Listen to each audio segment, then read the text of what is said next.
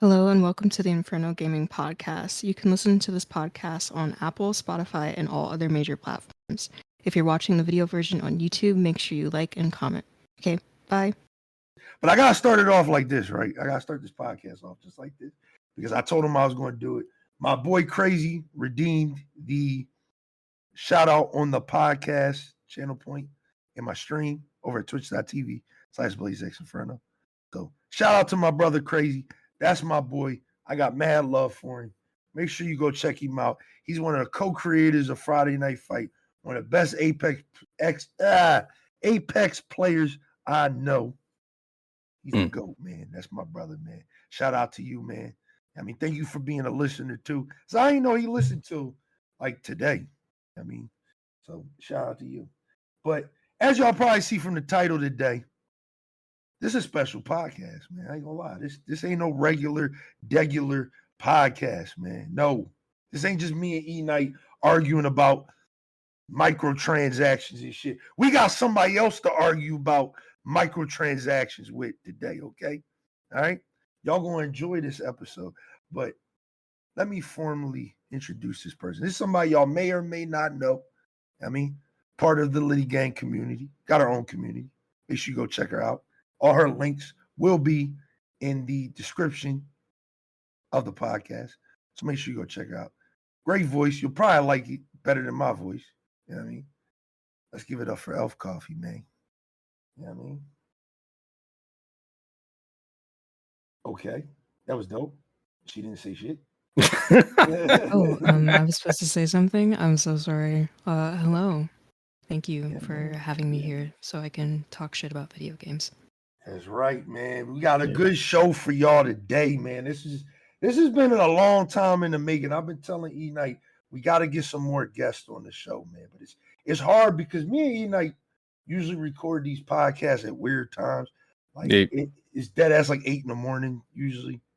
Like, and it's bad. So, and I know with you being on the other coast, we had to get this thing together. Right. And he told me his schedule yesterday. I said, bet we're gonna make it happen. So we're making it happen right now. So yeah, we got Elfcoffee here. We got Eknight. Of course, you already know Eknight, man. All right. Introduction. It's me, Eknight117. But as we always do, we always do like a little creator spotlight when we do these type of things. So we're gonna give you the floor to just kind of talk about yourself, talk about what you do as a content creator, because to me, Elfie, you're one of the most versatile content creators I know. I actually met Elfie. There's a point in time where she was super bougie and super famous, right? She was super famous. She was going viral. You know what I mean? So I said, damn, she got a dope ass little page. Let me follow her. You know what I mean? She followed me back. I was hyped. I was like, damn. I mean, somebody with a lot of viewers, a lot of followers just followed me back. You know what I mean? Type shit. You know what I mean? Then I found out she was a streamer. I said, oh, that's dope. You know what I mean? And then, the rest is history, man. Now she's like a mod. You know what I mean? She's always showing love and she's carrying me on Overwatch too. So I'm going to let her say it, though. I mean, tell us a little bit about yourself. Well, for starters, my name is Elfie. I go by Elfcoffee on all platforms, I believe.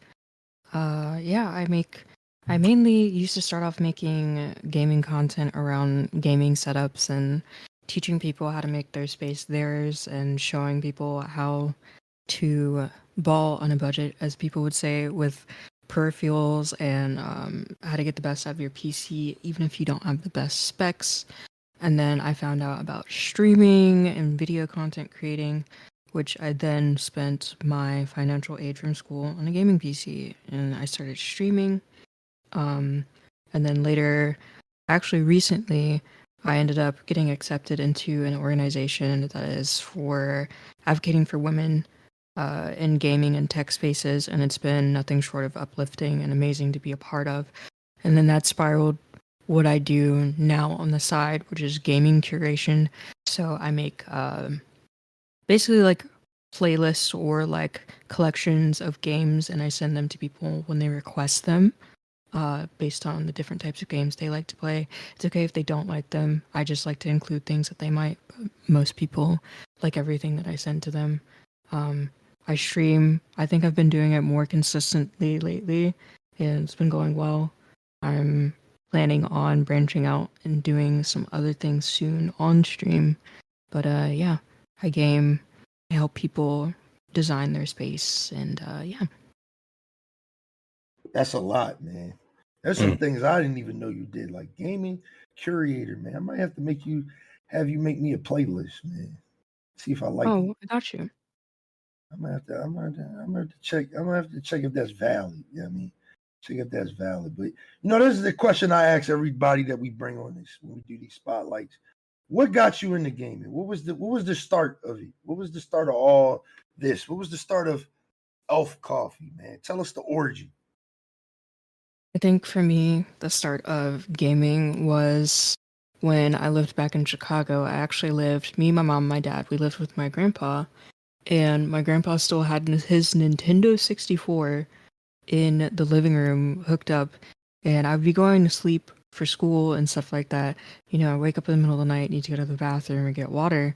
Bathroom was downstairs and so was the kitchen, so I go downstairs and I see my dad and my grandpa sitting on the floor in the living room with beer bottles around them, and they're fucking screaming at Zelda on the Nintendo 64, and I was like, huh, what's that? So I just stood at the doorframe and I watched, and I was like, I kind of want to try. And so a few weeks later, mind you, I didn't know how to put the cartridges in. Thankfully, I didn't break it or anything. But I kind of went in there and I just sat down and played one day while my dad and my grandpa were at work. And I was just kind of like, oh, this is cool. And then my dad ended up getting an Xbox. It was the very first Xbox, the like big black chunky one, but we had like the green clear one. And I think the game was called like Fusion Frenzy or something. And my mom's like, do you want to try this?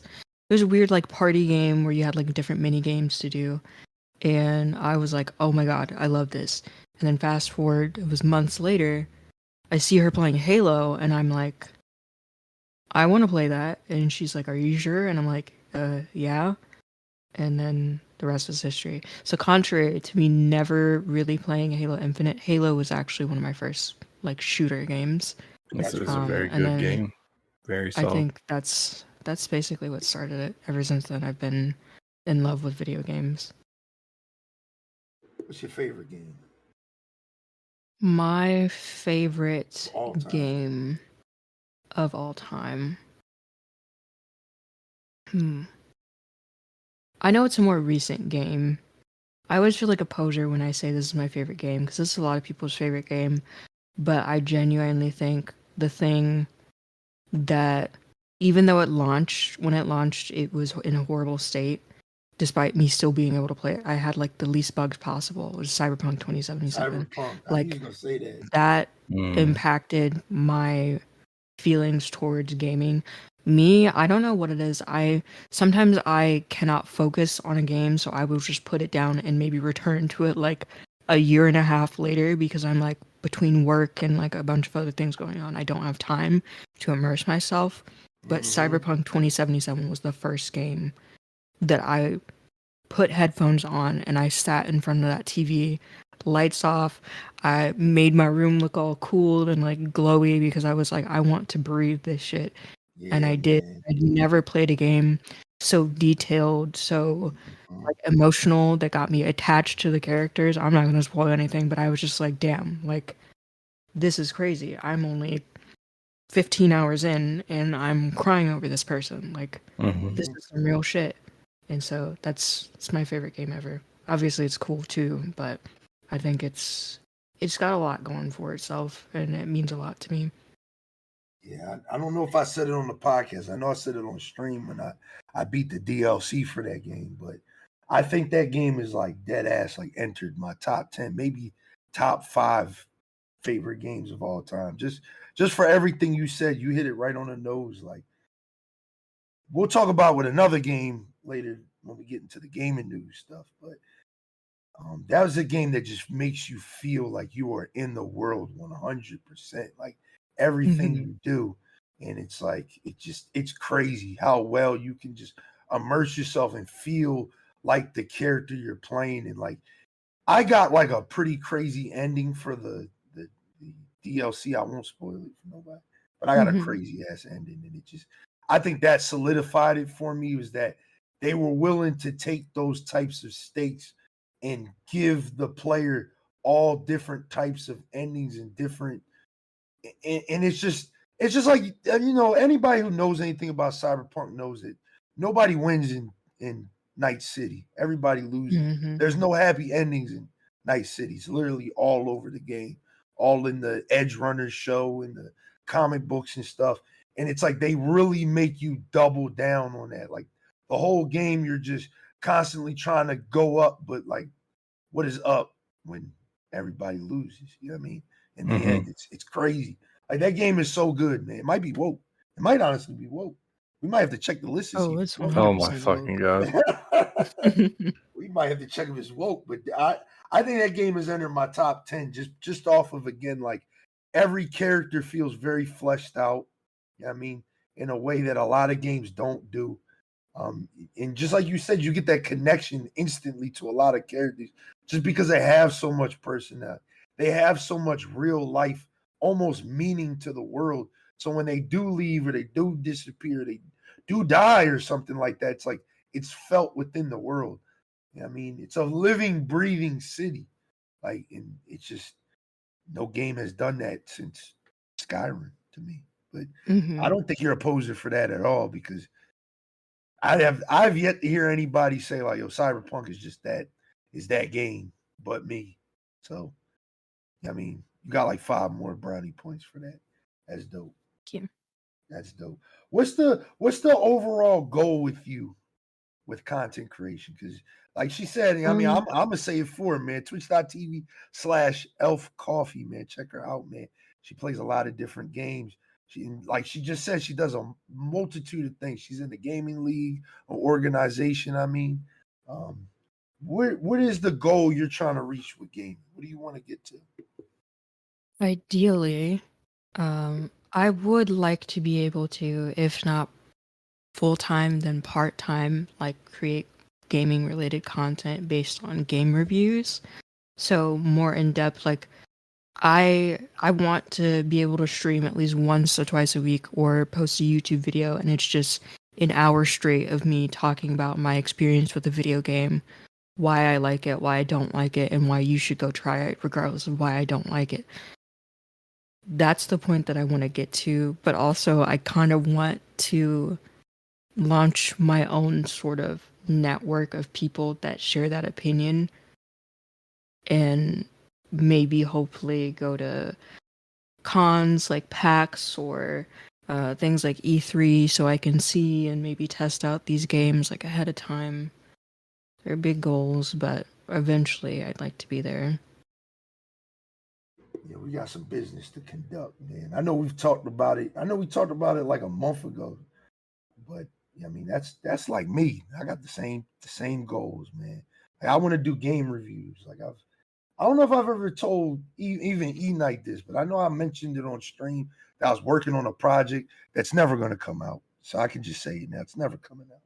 I mean, because I'm weird like that. I'm a perfectionist, right? Where I create things, I work on things, I put my heart into it, and I say, damn, this ain't good enough. So I say I've been working on I like long form videos, like you said. Like I really like that type of content on YouTube. I feel like that shit is just dead. It's a dead art now. Like, no, everybody wants to get a 10, 12-minute video that they can monetize out there to shit on a game, which we're gonna talk about later. I mean, to shit on games and just appeal to the broader horizon instead of just being like, hey, let me give you a full in-depth video and explain something in depth about an opinion that I actually have. And a video I was literally writing a script for, because Eknight knows this. I used to be a writer back in the day. I used to write like stories and shit. And I like lost that shit. When we got to high school, I just lost the love for that shit. But I wrote a script for Death Stranding, a video for Death Stranding. I was recording video, like footage of me playing it and stuff like that, because I wanted to do a big review of this game that I think that gets a lot of weird, not even hate, just a lot of people just look at me like, not for me. And I kind of wanted to shed that light on a game that I think is like really, really phenomenal on a deeper level. Like surface level, you look at it, you just deliver packages. But it's so much more deeper than that. I just wish people would give that game just a honest, like, 5 hours, like dead ass. Like, You I'm still have the telling you, script? by 5 hours you'll be in there. Yeah, I got maybe like a page written. I ain't gonna say I got a whole thing. I got like a whole page written, but I was gonna go like in depth with it, man, and just really break down the world and even the mind of Kojima and how he works on these games, because he brought a lot of the weirdness of Metal Gear into Death Stranding, and it just, again, like, it turns a lot of people off when they see like that weirdness and stuff. But like, trust me, it's a really good game, and I don't think it's like in my top 10 or anything like that. It might be, but I think it's a really good game, man. Should at least give it a shot for when they fully release Snake Eater. Yeah. I think just that type of content is just gone. Like, there's like a very niche amount of YouTubers that do that type of content. You know what I mean? Like, a lot of people don't do that shit no more. Like the long form essays where it's an hour long and they're pouring their soul into it. Like, this is their full on opinion. So it's like, yeah, we gotta I talk. mean, like maybe not like just straight talking in like camera gameplay anymore, but like a lot more highly edited videos. Like, I at least watch like an Axeman video for his review on certain games, and they're usually about like 30 to 40 minutes long. Yeah, they're good. I watch him all the time. He's a good person, because again, I feel like it's his opinion. You know what I mean? Whether he's right or wrong, it's his opinion, and I appreciate that. I don't like this new age YouTube where everybody's just trying to, they're just trying to get the grifters, get everybody that hates everything to be on their side and just rage bait everything and stuff like that. No, I feel like it's now at times it's a lot harder to discern between a grifter and someone having a similar opinion and being genuine and honest about it. Like, it's very easy to just throw it out there, be like, this man's a grifter.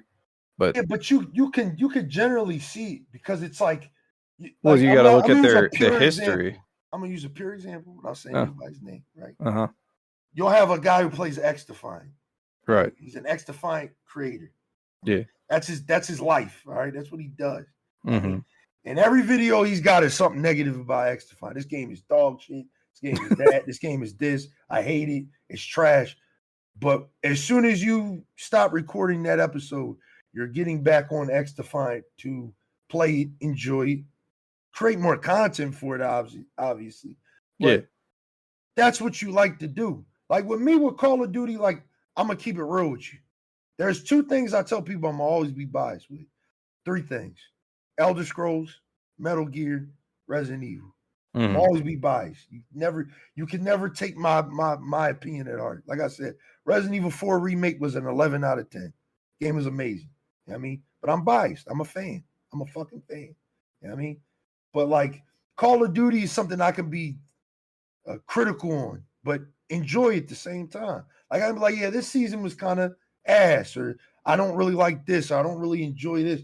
But it's like, when you just make every video is just, you never have anything positive to say. It's like, what is the goal here? What is the information that you're trying to give me with these videos? Is it your opinion, or is it you just trying to appease a demographic?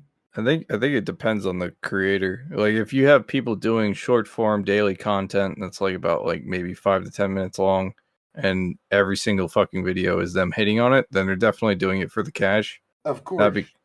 Not because they're doing it because, like, I'll watch Mint Blitz for Halo updates because he covers amazing. Halo, but he's relatively neutral. He's like, he'll say what he doesn't like about Halo, but also say positive things about the community and what they're working on. So like, I can rely on his like coverage usually, and not be like a hate train every single time. Mm-hmm. But at the same time, there are people that just make videos just to make money, and they just hate on every single thing. But not everyone's like that. Some people just have similar opinions. Yeah, I don't know, man. It's just, Like I could literally I could get on a podcast and say, and I've done it 1,000 times, yo, fuck Apex. But Yeah, a lot of people know where it's coming from. A lot of people know I'm just because you play frustrated it. with the game. I love that game deep down inside, and I never don't say it. I say I have a lot of love for that game. I just don't like the direction it's going. The thing is though, I think if someone's telling you to stop playing a game and they're still playing it and making content about it, then you could probably call them a grifter. Especially if the reason is, oh, the game is ass. Right? Yeah. I don't think I've ever told you once to stop playing Concord because I didn't find it appealing myself.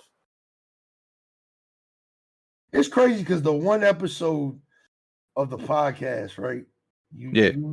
When we talked about that state of the play, you were like, "Yo, Concord looks interesting." I'm like, "Man, it did at first, and it's played funny. It, and I was like, "Oh, this it's shit funny." fire. No, you say this, but it's funny. I said the same thing about Diablo 4 to Julio.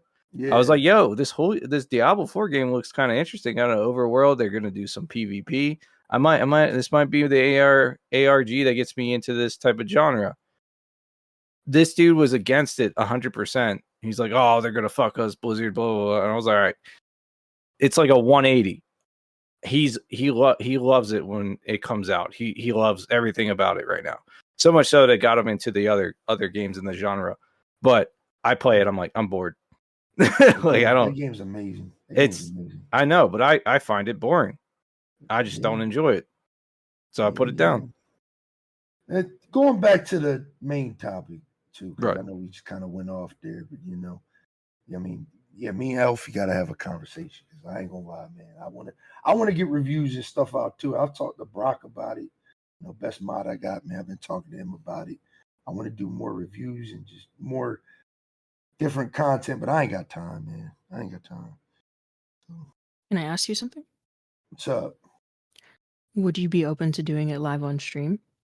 Hell yeah. Like a co-op review thing? Yeah, I'm down for it. Let's do it. Let's get it. Let's plan. Y'all heard it here. And then I don't know if I got any more questions. You got some questions? So you play Overwatch competitively, or is that just more of like just for the fun of it? Both. Both? All right. What's your highest rank? Right now, my highest rank is DPS, and that's Plat 4. And who do you usually main? If for DPS, Ashe, Cassidy, formerly McCree, May, Symmetra, and Sojourn. Interesting. So no Reinhardt. Absolutely not. The only tanks that I play is Diva, Junker Queen, and Sigma. I've been trying a little bit more Ramattra lately because I'm just now getting my hours up in competitive. I'm what the community likes to call a quick play demon. I have nearly 1k hours in quick play because I have this crumbling anxiety of I don't want to derank, but up until recently I've just kind of been like, screw it. If I lose, I lose. I can always climb back up. But I cannot play Ryan. I cannot play Widow. I can't play Wrecking Ball or Zarya. Maga's fine. I still get rolled from time to time. But there are literally 3 tanks that I cannot play at all. You did pretty good with Ryan that one time. I redeemed that channel point. That didn't count. I was being carried by my teammates. I ain't see that. Do you feel like being a tank in Overwatch is a thankless job? I definitely feel like it going from 6v6 to 5v5 was huge, and they're still, in my opinion, struggling to properly balance the game with that. Every once in a while, with the patch updates, we'll hit a sweet spot where it's like, okay, this feels good, and then out of nowhere, they do a random patch update, and they're like, this person's, I don't know, fall off is now reduced to 0, so now this tank, and I'm low-key talking about Orisa, has no fall-off damage, so she can just kind of snipe you. And she's a hit scan, basically, now. Oh, God. And it's like, you do things like that, and then it kind of messes up the game. So it goes back and forth. I definitely feel like tank is more challenging, and I think that with it being free to play, some new players just will only queue certain roles, which is understandable. But they'll get into like comp especially and be super super rude to like a tank who is genuinely trying, like not even like talking shit back to you, like or anything like that. But they're so harsh, and it's like, well, dude, do you realize that if I'm playing this character and I get one kill, and then suddenly the other team switches and 3 people on the other team are now countering me before I even die or have time to respawn, so I can switch. What am I supposed to do about that? People don't really think about that. And I think it's easily become one of my least favorite roles, at least in the more competitive game modes. Quick play and like arcade are because it's shits and giggles, even though It it's doesn't low-key matter, like but comp 2.0, but from what I played last time I played Overwatch, is a lot of hate towards the tank. yeah. And I would just play exclusively Rhine just because I like that character. Mm-hmm. So it's interesting how it's like depending on your role, you're either getting shit or you're getting like you're not killing enough, or you're not tanking enough, you're not protecting that random DPS that's spamming in chat.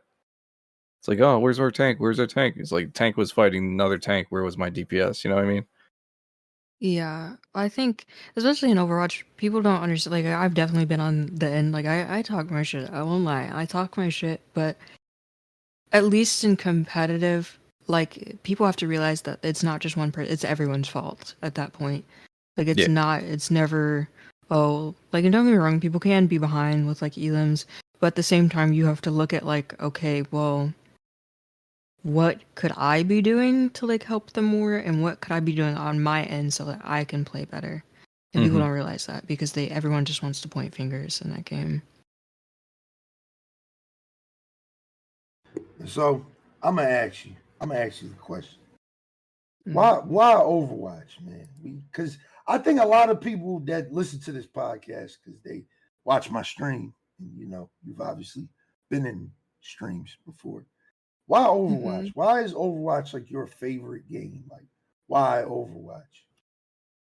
Well, I mean, over the years, I won't lie, I definitely have an addiction to that game. That game is 100% a game where I will get rolled and go like 2-15 and be like, fuck this game. I'm getting off. And then 2 hours later, I'm back on. But the main reason I really fell in love with Overwatch was the lore. I think it was like 2016, 2018 when I found out that it was on console, and I think it had just came out on console. Yeah, I think it came out like 2016 if I remember correctly. Okay, so I think I was like maybe like a year or two like late, but I had just gotten a PS4 for the first time. And this is when I first moved here to California actually, and my mom was like, "Oh, like, what do you want?" And it was around my birthday. She's like, "What do you want? Like games to go with it, like, or controllers, headset." And I was like, "Oh, like I heard about this game Overwatch. Like I really want to try this game." And it was as if I was like a kid on Christmas or something. I was like staying up all night, like watching all the lore cinematics and like learning about like why like Overwatch is a thing and about the different characters and things like that. And I was like, wow, like I like this game. And then I finally got my hands on it and I was like, I really like this. I think it was technically my first PvP shooter. And then I went to like Siege for a little bit and then Apex and then Oh god, I just Siege. went back to Overwatch. Yeah, it was rough. I think I had a little group I ran with, so it wasn't horrible. Yeah, but it's I tried like ranked 1 or 2 games with solos, and it was terrifying. it's rough. Yeah, if you don't get any kills or anything like that, they shit in your mic nonstop. Yeah. But yeah, it was like the lore, mainly the lore, that I really liked. I like the new characters that they've come out with recently, but I won't lie, I do dislike the fact that they don't really, and they still come out with like web comics and things like that, but they don't really come out with any lore stuff anymore. And I know a lot of people don't care about it as much anymore, but that was like what made me fall in love with Overwatch, and it's kind of like, eh. Yeah, I picked it up when it came out in 2016, and mainly probably the same reason you probably got into it. I saw that first cinematic when they were fighting over the Doomfist thing, and I was like, "Oh, this is cool." But then Overwatch 2 was supposed to come out with like a PvE mode, and I was hoping they would come out with that Oh in God. Overwatch 1 because they had little mini events with like the robots. I think you fought like in the past as like Past Tracer and them, fought against little robots as like a little special event and get some cosmetics. And I was hoping they would come out with the campaign, but never did. And then they canceled it for Overwatch 2, and I was like, all right, I'm not going to really have this on my computer anymore. Yeah. I don't know. I'm 100% not being a Blizzard defender. It's actually the opposite. I feel like a lot of people don't realize just how big the like Blizzard Overwatch layoffs impacted like just the state of the game, like everything from the league being discontinued. Like we have the Champion Series now and contenders, but it's obviously like not the same because league was like, the teams that live together, they practice, they compete and things like that. But Didn't they like have most of them those for like people were laid cities off. too? For cities and also some different countries. I think it was like mainly they had one for Korea, I think, and a few others, but it was mainly based here. Like, and even though some of them were like 4 different countries, most of them lived here. And I feel like people forget that like majority of those people were fired. So like the PvE people and like concept artists or people that were in charge of balancing and like things like that. So there's all sorts of things. I will say I'm really disappointed that they canceled PvE because that was like one of the main selling points of 2 when they were like, hey, we're specifically calling it Overwatch 2 because we're adding PvE. We're letting you use color sliders to customize your skin. And I feel like people forgot about that. You're supposed to be able to customize your skins outside of the mythics that they now charge a ridiculous amount for with mythic currency if you don't spend the ones that you get in the battle pass. You're supposed to be able to customize things. There are supposed to be skill trees. And they're slowly leaking some of that back into events. But it's not the PvE that we were promised, and so it's kind of false advertising. Yeah, they did it was like a weird bait and switch. It was like right before the game came out, they're like, never mind. And then Overwatch 2 came out, and that was a shitty day. Yeah, man. Not gonna lie, dog. We're gonna talk more about hero shooters, because Elfie played a new one, so she's gonna tell us about it. But I still think Overwatch is still like the main one. I know we got Marvel Rivals that's about to come out, but something is telling me in the back of my mind like that's gonna be another X-Defiant, like it's gonna have a high player count. You know what I mean? For the first couple weeks, and then that drop off is gonna be insane. And I think everybody's gonna go right back to Overwatch because I think there's just something that Overwatch does that's just like feels good. I feel like it's like gameplay and art design with Overwatch is because it's a cartoony style art design, and I've probably said this before, but like when you have a good art direction like that, it makes games last a lot longer than they should. So too. Yeah, like World of Warcraft, Halo 3. Wind Waker for sure is definitely one. Yeah. Yup. It makes it damn near looks identical to Borderlands. I was gonna say Breath of the Wild, but yeah, pretty much like if you have good art design and decent gameplay, the game should be lasting for a lot longer than that. But I don't know. Feels like games nowadays focus more on like high fidelity graphics, and then their gameplay isn't as good, and so they kind of like burn out a little bit quicker. I feel like people don't have as long as an attention span. Like everyone's always wanting something new. If it doesn't quench that thirst, the exact specific thirst that they're looking for, if it doesn't have, I'm sorry to say this, but if there's no characters with big boobies, a rack on them, or, really good cosmetics, or very intense gameplay that is similar to another game that they like and it has to be better in a specific way, it's just gonna get dropped. Yeah. I'm hoping, for me personally, that Marvel Rivals does do good, but I can very well see it performing the same way that X Defiant did. Because, they'll do balancing or something like that, and people are just going to Yeah. lose their minds and not like that. And so they're just going to drop it and maybe not give it a second chance. 100% people See, will. Some I people don't will, know. but, I don't know. X Defiant is like one of those games that was touted as a Call of Duty killer, but people, I feel like it's funny when you compare X Defiant to Call of Duty on like a paper scale. Call of Duty Mhm.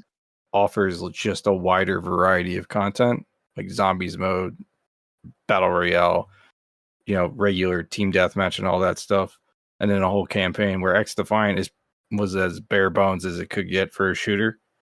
But with Rivals, it looks like they have their own little systems in place. I saw you streaming it at one point.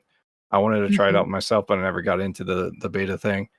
But it looks like they have like map destruction. You could create new routes Yeah. you can do and stuff like that. So that might be its hook.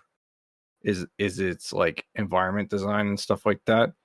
I could see people playing it a lot if they fine tune it. But yeah, I know Overwatch is going to be the comfort game for the hero shooter genre usually. So it'll be nice to see them have an actual competitor for once. Yeah. I honestly hope it goes well. I really liked it when I tested it out. Already seen the toxic people leaking in when testing it, but like that's just gaming now, unfortunately. Yeah, Doesn't make everyone's it got to leak it. fun, but yeah, I hope it does well.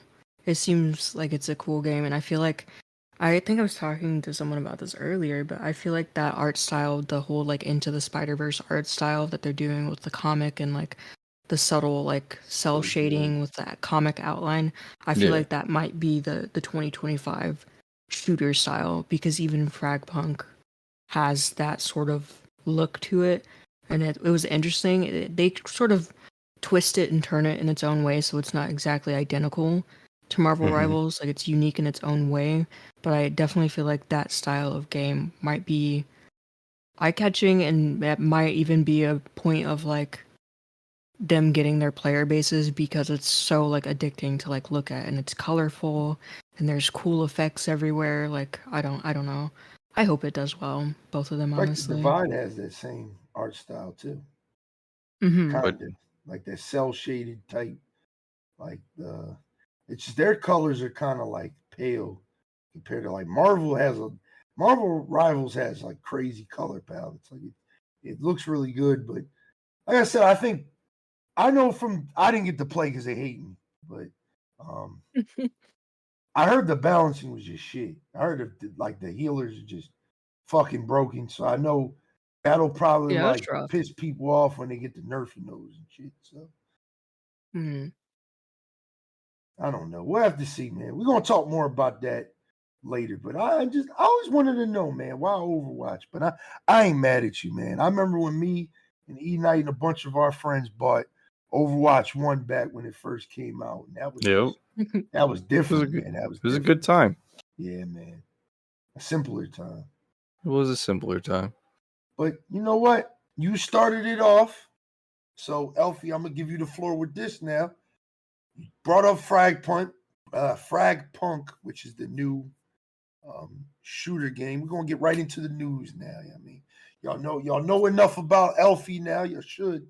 I mean, and if y'all want to know more, just go follow her. I have all the links and stuff like that in the description of the podcast. Once again, if you want to check her out, please do. But we're gonna have a crazy conversation today because me and Elfie have talked about this a lot. So I can't wait to get into it. Tell us about Fragpunk, man. Tell me everything about it, because from me, all I see is hero shooters. So I don't know anything else. Looks good, but I just know hero shooters. So break it down for us.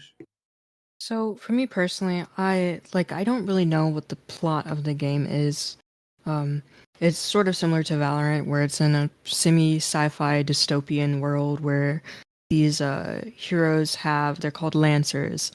They have different abilities that change, the dynamic of the game, what they can do, how they can get around the map. how they can disposition different lancers and change things up. But it's essentially like Valorant and Apex. I was telling Blaze this before we started, but right now the combat seems fine up until the point that there is one gun, and I believe it is a marksman's rifle, that is basically one shot, and it makes the game not fun, because when there's just one person camping an area, it gets really rough to push, and then the match kind of either goes really bad or really well. But I think that the way that they're setting it up, in my opinion, if someone were to ask me, is it easier to get into Valorant or Fragpunk, I would point them towards Fragpunk, because the way that they explain in the UI how to use the character abilities, it's actually insane because it's so simple. They're like, this is a trap, this is your teleportation, and this is, either a self-heal or this ability actually goes with this ability. And I was playing it the other day. First of all, I wasn't even aware that I got into the playtest. I applied for it like a while ago. I didn't get an email. Steam didn't notify me. I was just scrolling through Steam because I was bored, and I seen it and I was like, oh shit, like I have access to this game. And so it's the typical, I think it's 5v5. You do basic things. Attackers will plant I forget what they call the bomb. We'll just call it the bomb. You get to plant it on either site A or site B. But the cool thing about this shooter that I have never seen a shooter do before, there are like ability cards that you and your teammates choose from in the beginning. It's like a deck of cards, and they either range from buffs or debuffs for the other team. And you get a select amount of points to vote on them. And basically when you there's like these little sparkle marks that stand for the points you contributed to the card, and so when you fill it up, your team gets that card. So sometimes you guys won't have enough, and it's based on like kills during the round and like picking up you can get this currency around the map. You just have to find the time to get it, because you have to shoot at it and then grab it, and that can expose your location, whatever. But there's cards to vote on, and some of these abilities are crazy, and I think it's gonna make for a goofy like experience. There's one that's like increase the size of the enemy's head, and so then the opposing team will look like bobbleheads basically when they like walk around the map. There's also like a katana that you can use and deflect, and the animations for it look pretty sick. There's a plushie that you can select to get on your back to reduce like the impact of when you're getting shot from like behind. It's some crazy stuff, and it's crazy how those cards completely change the direction of like a match. One of my first few games, I think it was my second game, someone left, and so it went from 5v5 to 4v4. And I immediately said in text, I was like, imagine leaving a closed beta. And someone else was like, yeah, like I don't know like what they expected. Sometimes it's better to push through. And so I believe it's first to 4 in this game, so it's 4 rounds, and this is in the standard, I think they call it Shard Clash. It's first to 4, and so it was like 2 to 3 or something like that, and we got this card. I don't even remember what it was. I think it was more HP. We were able to boost our HP, our max HP by 25%. And so we selected that card and something else. And because we had more HP and were able to not die to like the standard amount of shots, we moved on and went to 3 to 3. Now this is where this game gets kind of crazy. And I think I've heard that another game does this, but I'm not sure. I don't remember who was telling me. But when you tie in this game or you draw, the match doesn't end. Because in a game like Overwatch, when you draw like in comp, it's just over. It doesn't count as a win or a loss. There's essentially just wasted time. But in this game, when you draw, they have you, and like everyone on your team and the opposing team selects a number 1 through 5. And then you're set up on this miniature map. It's like, there's deathmatch maps in different games. Like, it's outside of the normal maps. They put you guys on this map, and you go 1 by 1. So you're spectating 1 by 1. And you 1v1 each other. That's and then cool. The team to eliminate everybody, then you win. So it kind of puts like your skill to the test. Like, oh, did you just get lucky, or are you actually good?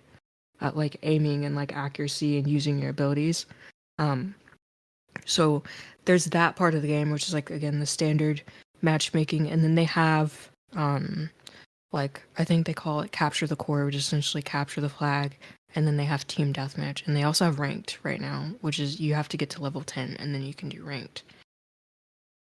And then the last thing, there is the practice range, practice against AI, and then solo training. I have to say, and I'm not just gassing this game up because I think it looks cool, I've never really played a game that has, because games have, you know, like the practice range where you get to like aim at bots and stuff like that.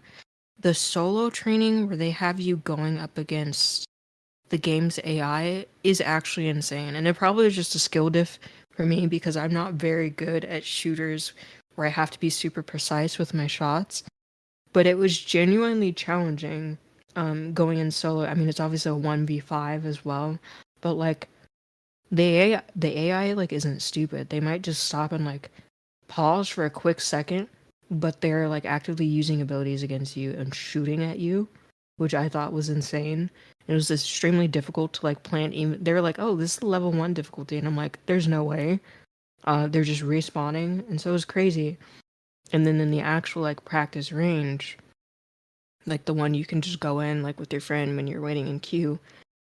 You know how Aim Labs has like you shoot at the little like balls like in the sky and they move, and they basically have that, and it's actually super helpful. They're like little drones. They look like the little things from Destiny in a way, and you shoot at those. And I was like, wow, I don't think I've seen a game, and like it gets hard. You can ramp up the difficulty.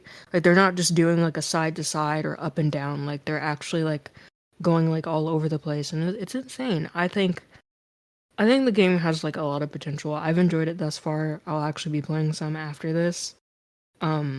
Just because I want to complete the battle pass, which they also have some really nice beta rewards. There's a really cool skin. They have a battle pass already?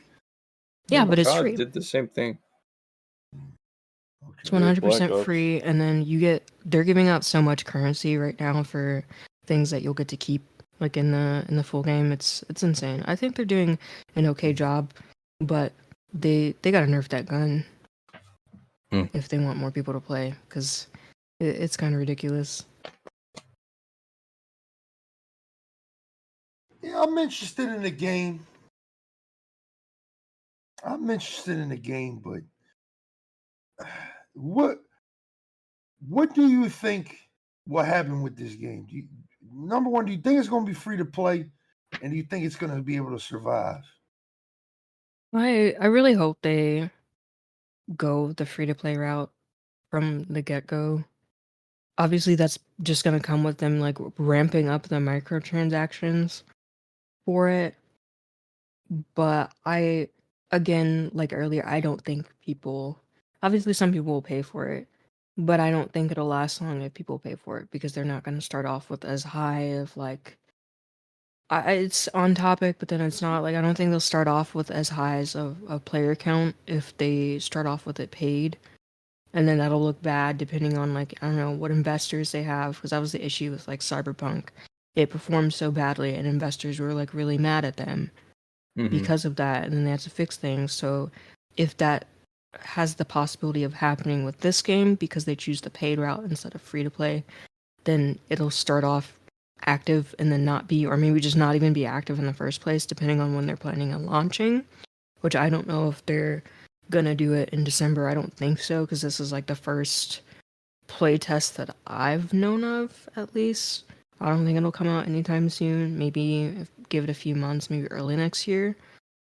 But I don't. If it's paid, I don't know if it'll perform well. But if it's free, I think it'll do fine. But I think it'll mainly be dependent on those weapon balances, because those, like I said, those can kind of make matches. Not to say that it's bad that if a game is frustrating, but it makes it feel like you can't, like you're helpless in a way because you're just one shot. Because someone's pre-aiming at you when you come around the corner and you're just dead. There's no chance of survival. There's no revive unless you get this one dumb card, which is like reincarnate as a zombie, and then you have like 50 health and you can go try to kill someone. I think it takes 2 hits to kill someone, but there's like there's no guarantee that you'll pull that card during a match. So I think that they'll do fine if they do balancing, but if they do paid, then I honestly don't know. Yeah, I mean, like it really depends on like how well it'll catch a little community. I mean, because I can see this game having a smaller community. Because we talked about like how the finals was. It was pretty popular when it came out, but then it kind of like fell off a bit. But it had like a stable community of like I want to say like 30 to 60,000 players. So like, and I think that was also cross-play, right? Am I not mistaken on that one? So it really depends if they introduce cross-play, and if it is free to play, it would be a benefit for them. But if it is paid, then probably a smaller price point. Because this isn't like a game that I think a casual person would pick up. It seems like it's a game that someone that's like a little bit more experienced in shooters, or at least hero shooters anyway, might grab. Yeah. And ultimately, the best thing for this game to get like off the ground running is word of mouth. So the more people they get this beta in their hands, probably the better. Yeah, I agree. Yeah, I want to play the game, man. I do. There's so many games, bro. Yeah, there's so many games. That is the other factor. There's a lot of competition there's a lot out of there. games, man. I hope the game does well because it intrinsically it looks really good. It passes like just from looking at it for face value, like service level, it looks good. I mean, it looks good enough to want to play, but it's like I gotta get it in my hands. It's kind of like a Marvel Rival things. I gotta kind of put it in my hands and see how I feel about it. Yeah, I don't like to talk about things I've never played like that, but it looks good, man. It looks good. I mean, you said people was hating already. I mean, yeah. I mean, I think the main thing that I seen on Twitter was this tweet, and it was basically someone testing out the hitbox, which is very precise. And I don't know. I wish I would have pulled it up before so I can reference it. But I'm pretty sure that the hitboxes in Fragpunk are more precise than they are in Overwatch. Overwatch's hitboxes, I believe, are a literal box, whereas I think in Fragpunk it traces like the outline of the Lancer, the character, and so you have to be a bit more precise on like where you're aiming. This is embarrassing to say, but like I've had matches so far where I will literally be shooting an outline around these people. And in Overwatch, if I did that, it would be some bullshit of like, okay, I actually got them, even though I'm not supposed to. But in this game, there's not really a lot of room for like those type of like errors. Like if you miss like 3-4 shots, like you're dead. They just have time to like move their crosshair so it's like onto your Siege character or model. CS:GO. Yes. Yeah, okay. Yes. Yeah, no, I know the tracing the outline with Siege. The fucking recoil fucks you up. Yeah, no. Yeah. But like they're complaining the hitbox is too precise or just not functional. Too precise. Yeah, that's no. And I'm like, it we pisses are. me off too, but like that's just the game. Like I Yeah, don't know. that seems like just someone just mad that they missed their shots. Honestly, because Siege is like that, and that's technically a hero shooter. So like, fuck that game. I hate that game now. Man. Listen, man, I got the plat in Siege before they changed it to where you grind from the bottom up. Legit plat here, you know. That old ass behind engine, man. I gotta change that game, man. I'm waiting for Siege 2, to be honest. We talked about it on the last episode of the podcast when we did the Rip Concord episode. We talked about Concord, and we talked about how a lot of people just kind of, you know, it's okay for something to just like you look at something, you see, you say, that's not for me, right? Yeah. I mean, I'm big on that. I'm big. If I don't like something, I just, I look at it and say, all right, it's not for me. Like Elden Ring, it's not for me. Yeah. I mean, not for me. That game could be game of the century. Not for me. I mean, yeah, that's fair to have that opinion. Yeah, but it's just like when you take it up another notch, and it's just like you got to get online and you got to rally the troops against something like what is going on, man? Like we were just talking about before we started the podcast. We should have recorded that. We were talking about it before we started. We're just like, what do you motherfuckers play, man? Like, if everything is woke, or this game is another hero shooter, really, another Call of Duty, really, then what do y'all play? I want to know what y'all play, man. I mean, I want to know what y'all play. It looks like y'all playing Warhammer. That game is cool. It's cool. It's valid. I gave it a 9. Give it a 9. It will remain a 9. The game will not be game of the year. No, it's a 9. It's honestly like an 8, but it's like a 9. You know what I mean? It's like a 9.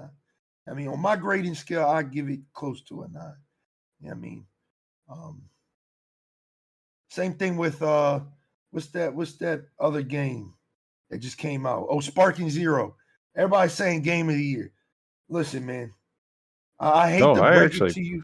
I actually played it too. I hate to break it to you, anime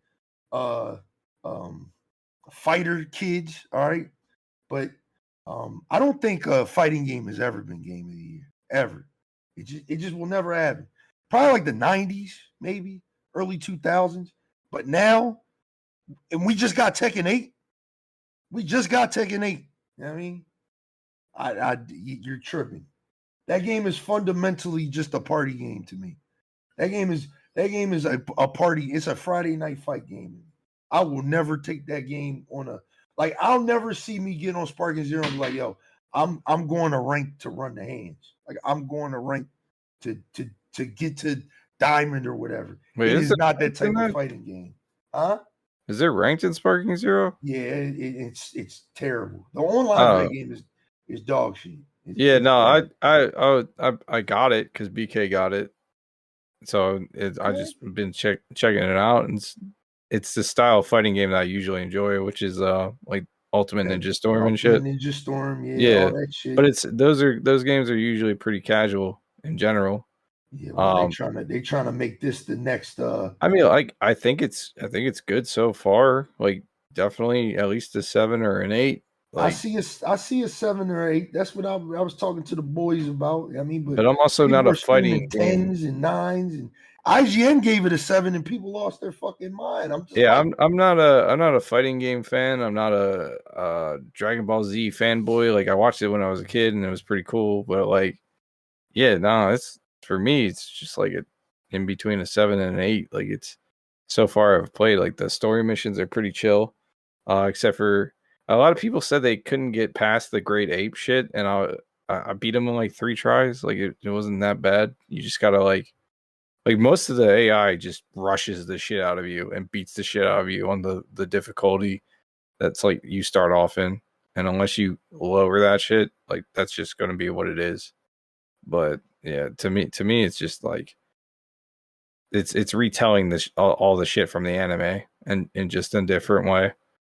And going through each fighter's like entire character stories and arcs, so it's like it's not even that, man. It's just because if we was going to do an in-depth review, I think we should do it maybe like when we do the Black Ops 6 thing, because I have more time with it. Well, that was an impressions, but no, I'm just saying, like in general, like from what I've played, it's a decent fighter game. It's very casual friendly, and I think it's at least a 7 or an 8 in my book. Obviously, you're going to see that differently as a DBZ fan or as a fighting game fan or both. Like you might score it a little bit higher.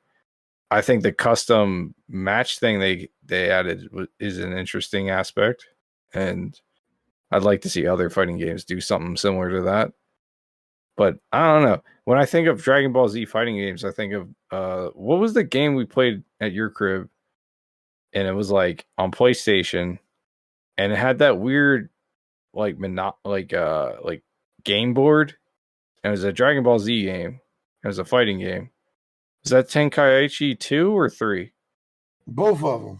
It was both. They had that like weird campaign board. You just move your character around, and then you get like power ups. That was Budokai 2. That was Budokai 2. Yeah, I think Tenkaichi. That was Budokai 2. I think that shit that they did with that, and making like playing against the AI more interesting by doing shit like that.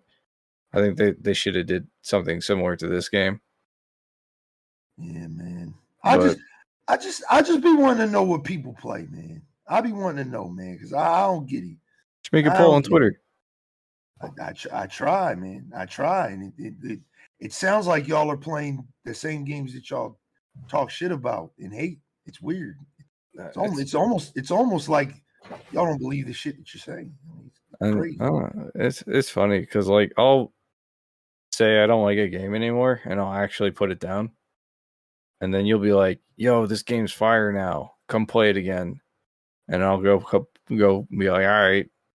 And I'll go play it. I'm like, no, this game's still dog shit. Just put it back down. Like with Destiny 2. I just was like, I can't. But it's just funny to me that's like there are people that will play those games religiously.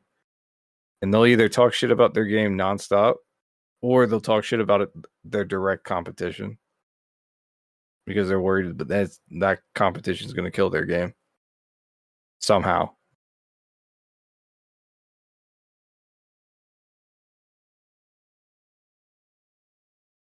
Like, I don't get it, man. What do y'all play? I just want to know, what games do y'all play, man? Because for me, right, looking at this year's been a really chill year, and I like that. Because February's about to be fucked up. All right, I'm about to be broke in February. I'm gonna be broke. There's so many games coming out. Like, what do y'all play, man? And what do y'all play? Because Warhammer's not game of the year. Helldivers is not game of the year. I mean, what is, man? I want to know, man. I want to know what y'all out here playing, man. Because y'all hate all these games, but I feel like y'all playing. I mean, it's weird to me, man. It's weird behavior, man. It's just weird behavior, dog. Like, just give things a chance is what I'm trying to say, man. You know what I mean? I think that's what Elfie's trying to say too, man. Just give things a chance. Stop being a Debbie Downer before something comes out. You know what I mean? If you don't like it, that's cool. That's 100%. But, let's try not to go viral off the hate, man. Let's push some positivity for once, man. Push some P, man. As my boy would say, push some P for once, man. I don't know, man. I don't know. Like y'all said y'all didn't like Concord, but y'all super excited for Marvel Rivals, which is another hero shooter. Strange. All right, Marvel IP. I get it. People love Marvel. Yeah. But, is it a hero shooter? What is it? Does y'all it count? Like? What is it y'all don't like? Mm-hmm. What? Marvel Rivals. Does that actually count? Because I know there's a bunch of melee characters in that, actually. Yeah. Yeah, man.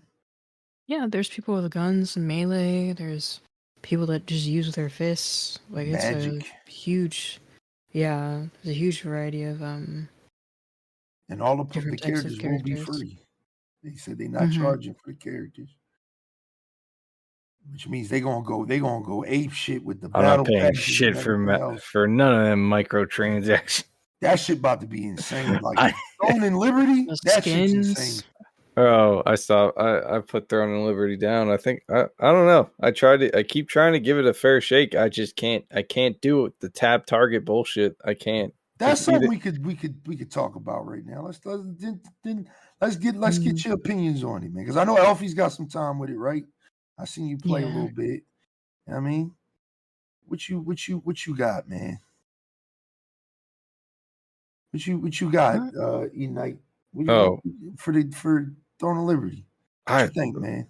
I think it could be better. Just for me, it's the combat. Like, it's stiff to me, especially if you're doing the action mode, where it's just supposed to be more like action-y, but it's really just tab target in disguise. And I feel like other games that have a similar action combat, like Guild Wars 2 or even Elder Scrolls Online, just hide it better.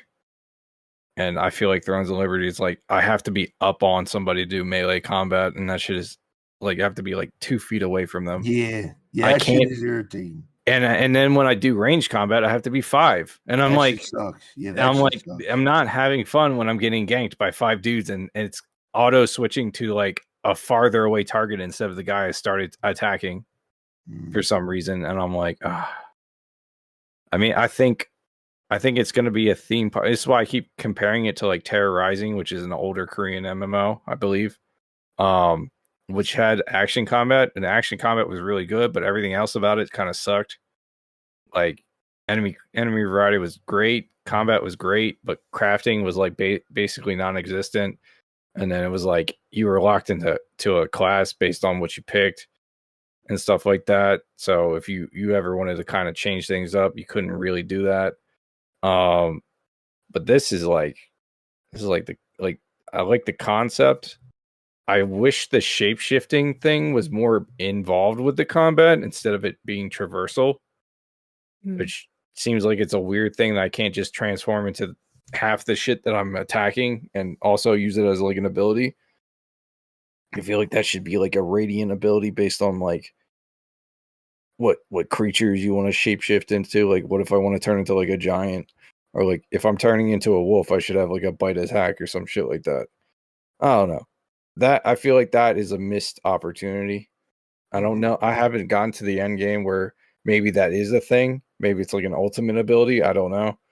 But if with your shape-shifting, transformations, yeah. So you get something called a guardian later, but it's nah. I don't know what the fuck is going on with the floating dolls. I'm like getting whiplashed with that shit. Like you're like, oh, this is my travel companion, and they're like, and she's like, no, I'm done. I'm peacing out. I'm dying or something. I don't know. And it just leaves, and then you get like a new one, and I'm like, the fuck's going on here? There's a lot of lore. There's like random narration shit. But I think my main issue is just melee and range combat just feel too stiff. It feels like I should just be playing like a World of Warcraft style game. I feel like you shouldn't have the action combat mode if you're not actually going to try and do the action combat mode. But yeah, I think I'm like level 20 or 22, and I'm like still in the wolf area, that little area over there. So I don't know. It looks pretty though. It's okay. All right. I know Black Kings watches and listens to the podcast. I know a bunch of people do. I know Foxy was hype about it, and Foxy made it sound like it was the best MMO in the world. He has not gotten dog. He was in Philly for that weekend, and he just wouldn't stop talking about it. And I feel like they're paying him. I'm just like, bro, like, I get that you like it, but this is the all right. I'm gonna hurt some people's feelings, but just bear with me with this review, right? This to me is no cat, the bare minimums of an MMO, dog. And I can hear Foxy and Black right now, like, nope, you're wrong. You're super wrong. You're wrong. Let me explain, man. I'm not an MMO master or anything like that, but this is like the bare bones of like some of the bigger MMOs, all right? This is the bare bones. And it's coming from somebody who's got like 30-something hours. So I think I can talk about it. I think I can really tell somebody how I feel. I got max level. I'm doing some of the end game content, not all of it. I beat the story mode. Where do I begin, man? Where do I begin? Combat is good. It's very good with PvP. I won't lie. Like once you get into PvP, it does feel a lot better. The combat feels a lot better.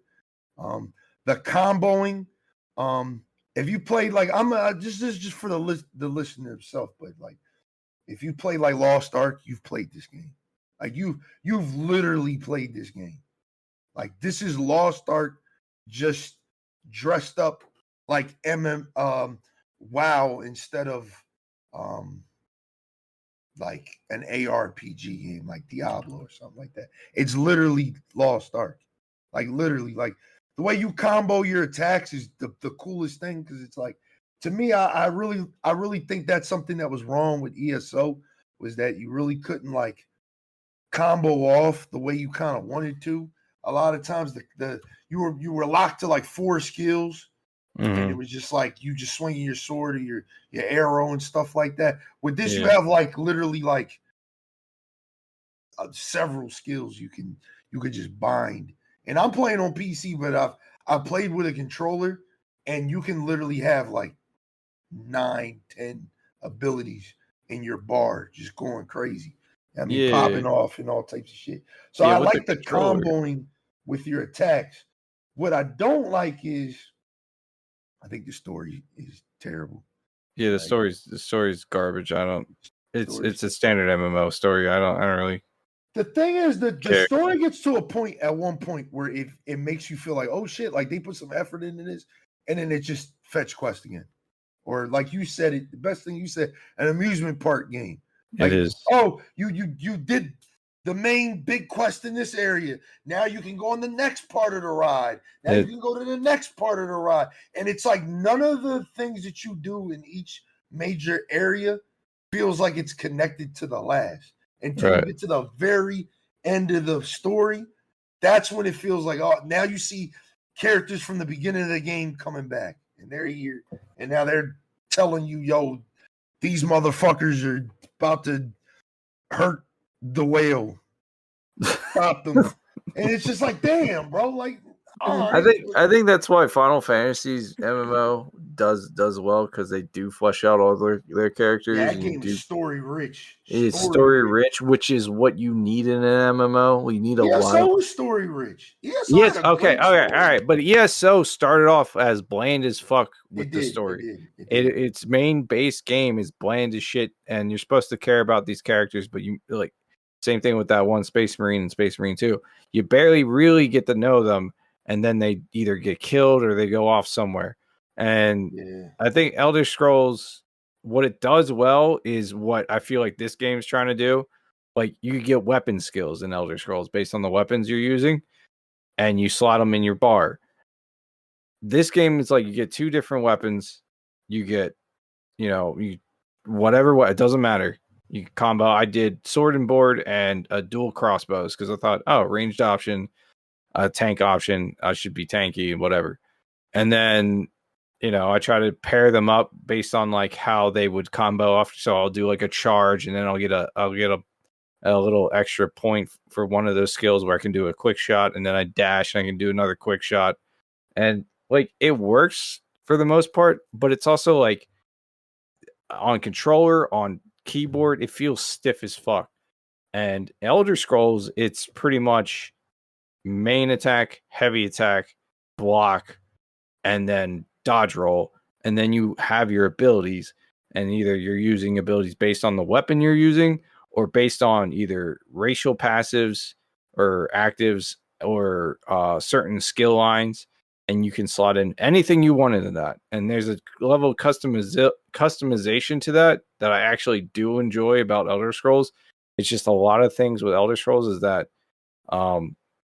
it's like sometimes it's just the story for a certain expansion isn't that great, or you need to have beaten certain expansions prior to that to actually get anything out of their storylines, which can take a long time unless you've already been playing from the start. But I feel like Throne and Liberty is like your standard MMO theme park.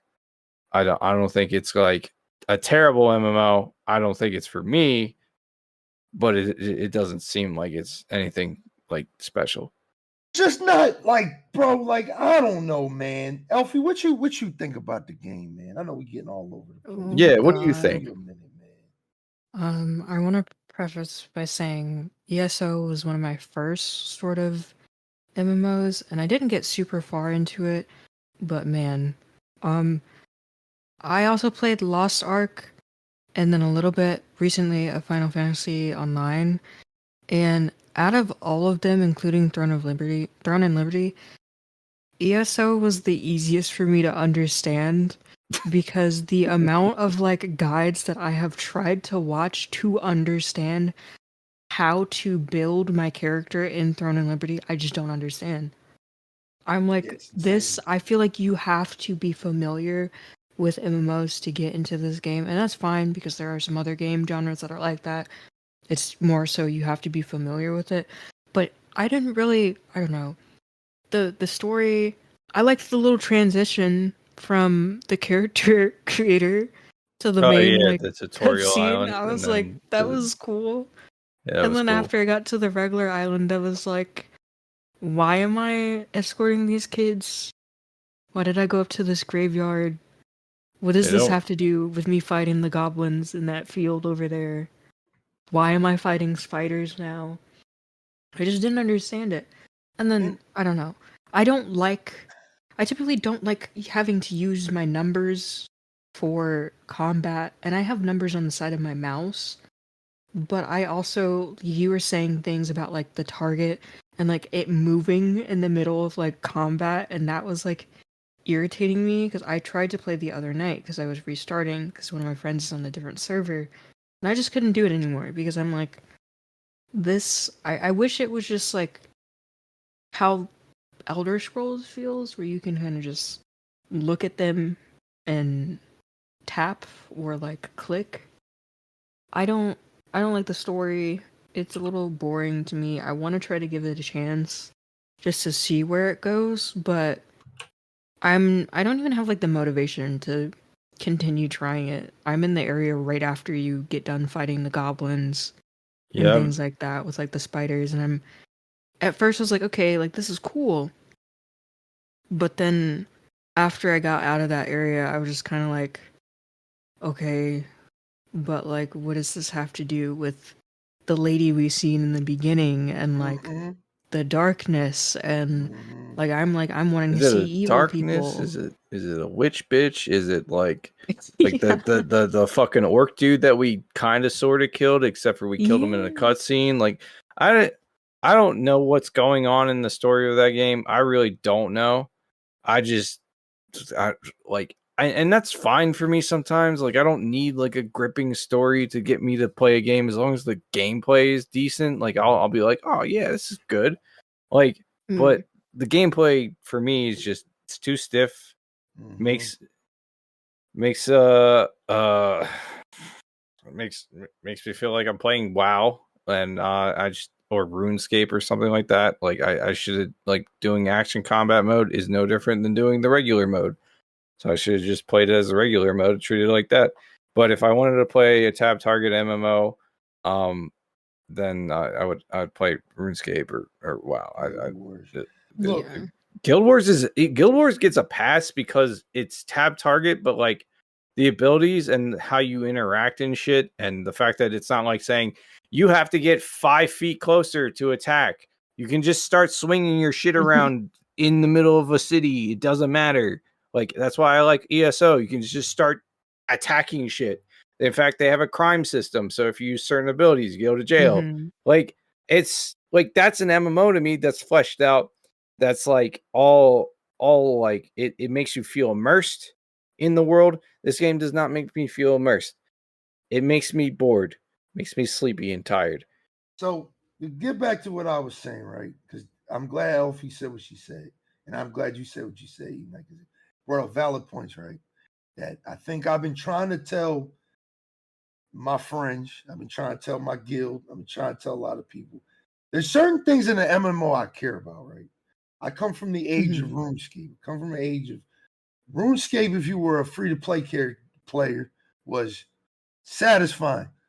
But as a member, you got a lot of story. You got a lot of content, a lot of things to keep you busy. You just brought up the point, Elfie, when you were talking about, why am I helping these kids and stuff? I literally hate that with MMOs. Like, I hate when quests just feel like I'm grinding to get to the end game because it just makes me feel like your game isn't worth playing until I get to the end game. Yes. And once you set that bar for me, it's just like, is your game even really that good to even get to that end game to see that content? And 9 times out of 10, we saw it with Lost Ark. No, it's not. No, it is not. Right? I will say Throne and Liberty's end game is very good. Dungeons are cool. I haven't played them yet, but I've watched Foxy and them run them. I've seen some stuff, and it looks like it's good enough to get me to play and get me to grind out for my gear and stuff.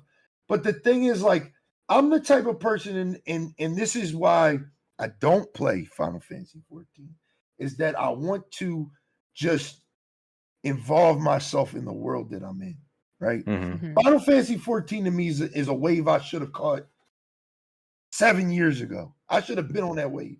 It's too late for me now. I'm 9 expansions behind. I don't have the time. I'll have to literally play that game for like 2 years straight, nonstop, no Call of Duty, no nothing, to catch up to just where everybody is now. And I just don't have it in me to do that. But I will never say that game is bad. I think that game is it's just got way too much. Every time I get in that game, because I always like every 6 months, I download that game. I play free to play with my boys. We grind it, and I'm just like, fuck, man. It's just too much shit going on, man. I think the last time I played Final Fantasy, I finally unlocked the Dragoon class, and I was just leveling that up and doing the quest line for that, which I actually do appreciate that it's like they don't just go, you're this now. They go, you got to earn this shit.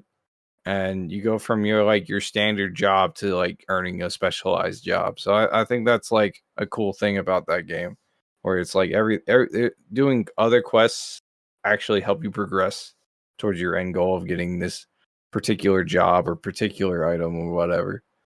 And on the RuneScape thing, bro, you can use me as an example. I was cutting down trees to level 70. Like, shit is crazy. Yeah, and that's the thing that they added into Throne and Liberty. Like, they got the lifestyle shit, they got the fishing, they got the cooking, and they got something else that I don't even look at. I just fish because I like to fish. Which reminds me, I like to mine and do blacksmithing. I gotta play on Animal Crossing. But yeah, man, I just think with this game, right, it was honest to God a chore for me to get to level 50. It felt like I had to just push myself to get there. And now I'm there, and now I'm just like, fuck. I really got to grind out all this gear to PvP, which is, the game is very PvP essential. And I get that, and I like that. The game gets 5 points just for that. No bullshit. It's already at a 5 just because of that. I really like the fact that it's PvP eccentric. There's a lot of PvP focus. There's literal zones on the map that are PvP focused. And there's world bosses that spawn there. So you'll have to fight the world boss while fighting like 8 different clans. It's a pain in the ass, but it's like a cool concept. When I was doing it, I was like level 20 and I was getting washed. So it wasn't fun. But I feel like I could do it now because I'm level 50. Everybody's level 50 now. But it's just like, I'm gonna keep playing, obviously, because I'm in a guild and I'm dedicated, and I really do like the game. I enjoy it. I put the work in to get to the level.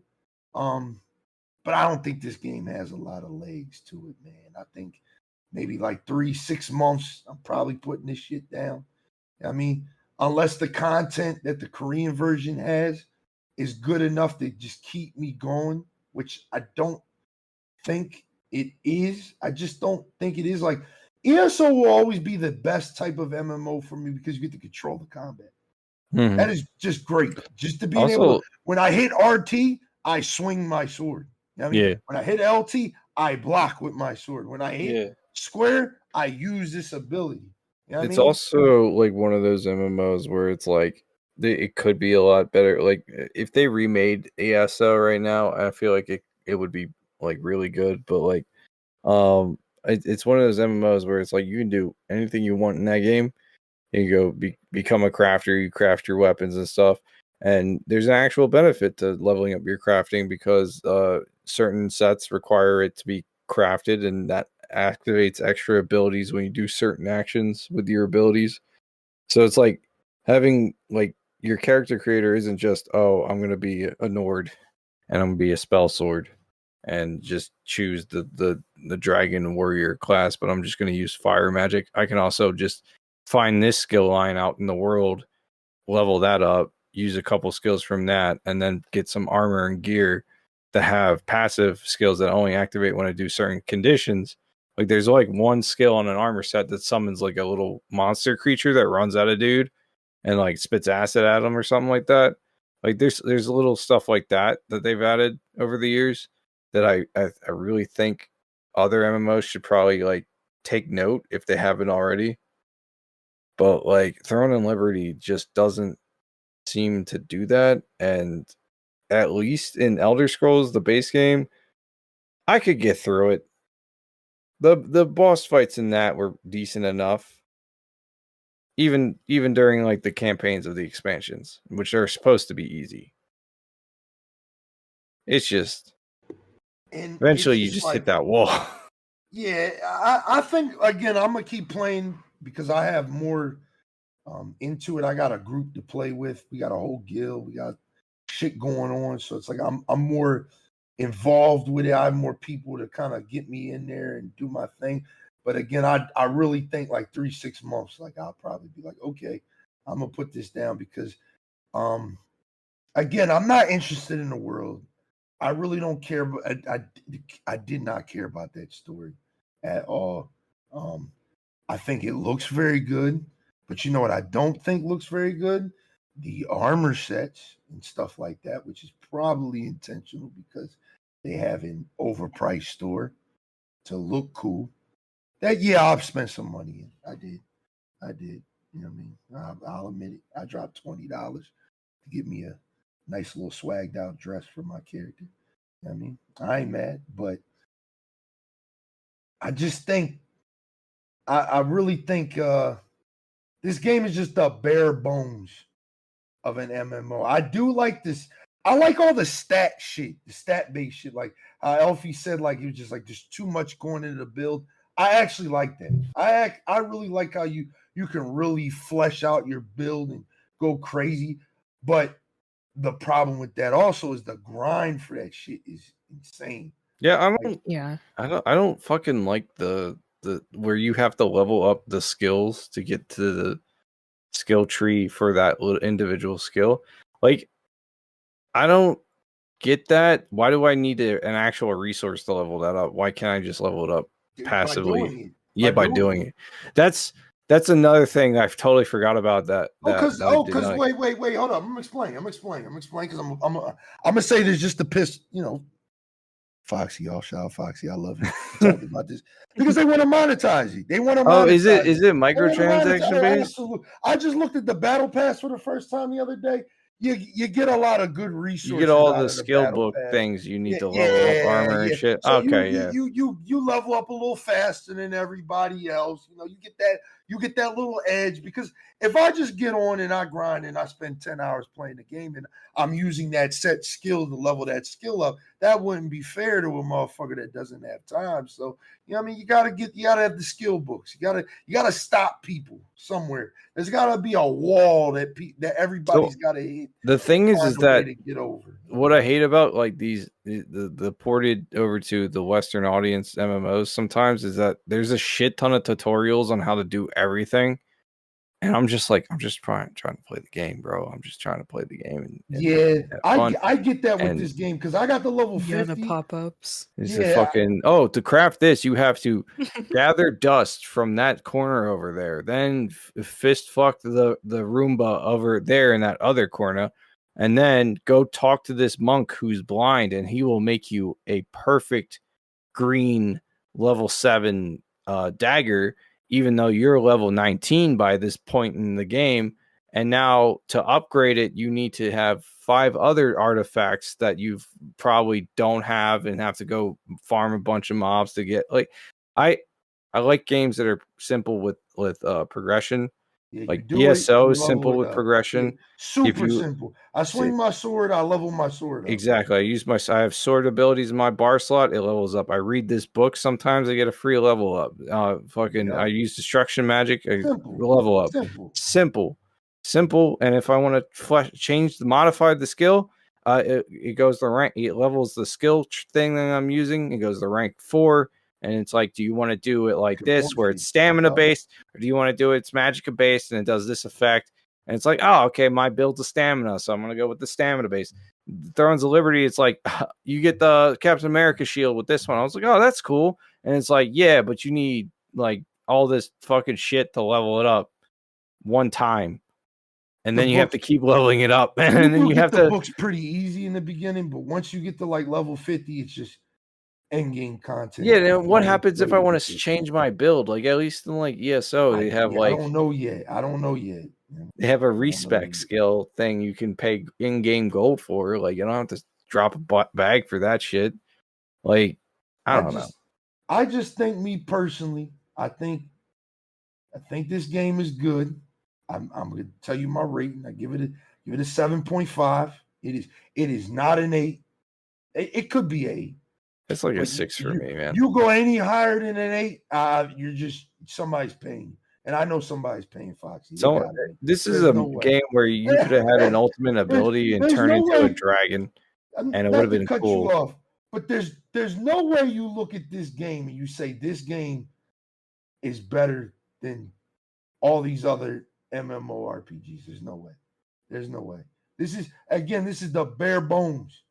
The bare bones. I give it 5 points for the graphics in the PvP. And then it gets an extra 2 points because the lifestyle shit. I do like that shit. I like the fishing. I like all that stuff. I like the 3v3 PvP thing. That's dope. Secret dungeons are cool aspect. Again, I like the stat building. I really do like how diverse you can make your build, because that's another thing with ESO that I think ESO is so basic to a fault, that it's so simple that it's like 900 other people could be running your same build. Whereas in Throne and Liberty, my shit can be 1 in a trillion. You know what I mean? Because I'm running things differently. I got my bars set up differently. I'm tanking things, and like I really like that from the gate. You pick 2 skills from the gate. So I'm great sword, longbow. You know what I mean? So I got ranged and I got heavy shit. So I'm smashing shit with heavy abilities, and I'm shooting shit and healing and stuff like that. You know what I mean? But I just think this is like another one of those games that, you know, I'm not going to be playing next year. This time, I will not be playing that. I will not be playing that. I mean, Fox is going to make you download it again. No, I'm going to always play with my boy because I love my boy. And I know he would do the same thing for me. You know I mean, I love my boy. And I'm going to just keep playing because, again, we got a nice, good community of people who are playing it. So that's like my motivation. Like when I see everybody up in his Discord, I'm like, fuck, man, I really need to get on these contracts and do what I got to do. But then when I really get to thinking about it, I'm like, damn, do I want to do that shit? Do I want to just sit there and hit the same mobs for like 20 minutes for like no reason, just to say, okay, my mastery's like this now, so now I can do this and I can do that. I just wish, like, my favorite thing about ESO is you hit level 10, you can PvP. You're in there. You are fucking in there, dog. Yeah, they throw you into that war, and that shit is like actually a lot of fun, even when you're a low level. In there. With this game, it's like the game really doesn't get started till you get to the end. And I think for a lot of people, I'm not talking about myself. I think for me, that's okay. But for 90% of people, that is not okay. That is not okay to have the road to end game be like, think of Destiny, right? Destiny's road to end game is very fulfilling. It's very good. It's to the point where they were like, okay, y'all want to replay the campaign? We're going to give you an option to replay the campaign because y'all like that so much. You know what I mean? But the end game is where you're going to spend a majority of your time. You know what I mean? But in this game, it's like everything sucks till you get to the end. Once you get to level 50, you're like, oh, this game's lit. But how many people are going to get that far? You know what I mean? I know people who dropped the game already, paid $100 for the early access and just got to level 50 and said, that shit just tired me the fuck out. You know what I mean? Like, yeah, no, I'm definitely one of those people that drop the game pretty much as soon as I hit a certain level, and I was like, it's going to be like a bunch of monotonous shit. Yeah, but that's how I feel. That's how we feel. Even I gave it a 6. What do you think, Elfie? How much time you got on that game? Not a lot. I'm like level 18. I'll give it like a 5. I like the way it looks. I like the way the game looks, but it's not. I don't think it's for me. It's too much. I don't have enough time personally. I'm gonna tell Foxy you said that. Contribute. He said you guys are crazy. There's no way, bro. Listen, The game's not for everybody, man. This game is definitely for him. He loves this shit. And I'm glad that he loves it. Just like I'm going to love Black Ops 6 next week. And Eknight's going to love Black Ops 6 next week. And Elfie's going to love Black Ops 6 next week. Black Ops 6 next week. Don't you know on October, when does Black Ops come out? October 25th, baby. Damn, that sucks, bro. I get like 2 hours to play it before Liberty Day, bro. And Helldivers. Yeah, it's Liberty Day on Helldivers. Nah, man. Nah. There's no way you said that. We're moving on. All right, let's talk about this state of play, man. I mean, we got to start wrapping this thing up, man. Let's talk about this Sony state of play. Did y'all watch the Sony state of play? No. Did you see what they had on the Sony state of play? No. Tell me all about it. All right. What about you, Elfie? Did you see it? Nah. Damn. What the fuck, y'all? You want to review games, but you ain't seen no games? Like, what the hell? Like, honestly, man, they drop a fucking they drop a fucking online showcase like every few weeks now, and I'm just like, I can't even like keep track of the Nintendo Directs. I'm like, every time you like you mentioned, I was like, yo, did you know Nintendo just went live with a Direct? And I'm like, oh fuck, dude. No, like, we just got done. Game Freak just got hacked, right? Man, what the fuck? He just got hacked. There was a Pokemon MMO in the works. That's crazy. We know it now. I mean, but we will not talk about leaks on the podcast. Maybe later. Let's talk about the state of play. I mean, right? the leak is public. So. State of play. They showed off a couple new games. They had to show us some games because people was pissed off about the PlayStation 5 Pro shit. So they said, all right, man. All right. Y'all want some cool games to play on your $700 console that got scalped? So now you got to pay $1,000 for it. Bet. Here's some cool games we got for you. We got Legacy of Kain, Soul Reaver, 1 and 2 remastered, coming to PS5 and PS4 December 10th. Wasn't that like originally on PC? There's a PS2 game. Really? There's a PS2. I remember playing on my computer. It was on PC. It was on PC, but it was a PS2 joint. It was on GameCube too, I think. Yeah, it was on a bunch of different shit. Yeah. So they got that coming out. We got Dynasty Warriors Origins has a release date of January 17th of 2025. We got Towers of Ashkabash or whatever the hell they calling it. I don't know what it is, man. I don't know what it is, man, but they just it looks like a pretty game, man. All right. Like I said, they want you to buy that new console, man. Buy the new console, man. They showed off more Dragon Age Veilguard stuff. And are you gonna play that? Huh? Are you gonna play Dragon Age? Yeah, I'm buying it. Okay. Yeah, I'm buying it 100% now that Assassin's Creed got pushed back. We'll talk about that. Oh yeah. That might get pushed back again. Yeah, they got pushed back. So I'm gonna definitely buy Dragon Age. And then the two key takeaways from this PlayStation joint was Horizon Zero Dawn is getting a remaster on PS5. Y'all gonna buy it? Y'all buying it? No. Y'all buying it? Come on, man. 4K? Zero Dawn, the first one? The first one. Yeah, no, I already played that game. Damn, bro. If you already own it on PlayStation, it's $10. I played it on PS4. $10 upgrade. I'm not upgrading. I don't have a PS5. I'm not paying fucking $6,000 to upgrade. All right. Yeah, no. I got you. How about this one, man? How about this one? Yeah. We got new Ghost of Tsushima game coming out, man. I haven't even played the first one. Ghost of Yotai, man. Ghost of Yotai, huh?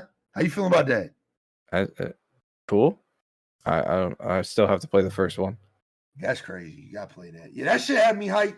That's the one game that made me feel like, okay, owning a PS5 is now worth it. It is now officially worth it. We got Spider-Man. We got all these other games. We got Astrobot, which is Game of the Year. We got Silent Hill 2 remake, which I didn't get, but it looks really good, and I'm gonna play it. I should have got it for Spooky. Still a lot. I'm surprised you did not get that game. I was gonna get it, but I already had like all these other games planned already that I was promising people. I want you to play Alien Isolation. I'm going to. That's on my list, especially since the sequel got confirmed. So, but I want you to play it on PlayStation with the mic thing enabled. All right, bet. I can do that. Yeah, do that. Yeah, so owning the PS5 is now worthy. I mean, oh, we got Lego Horizon Adventures. Y'all playing that?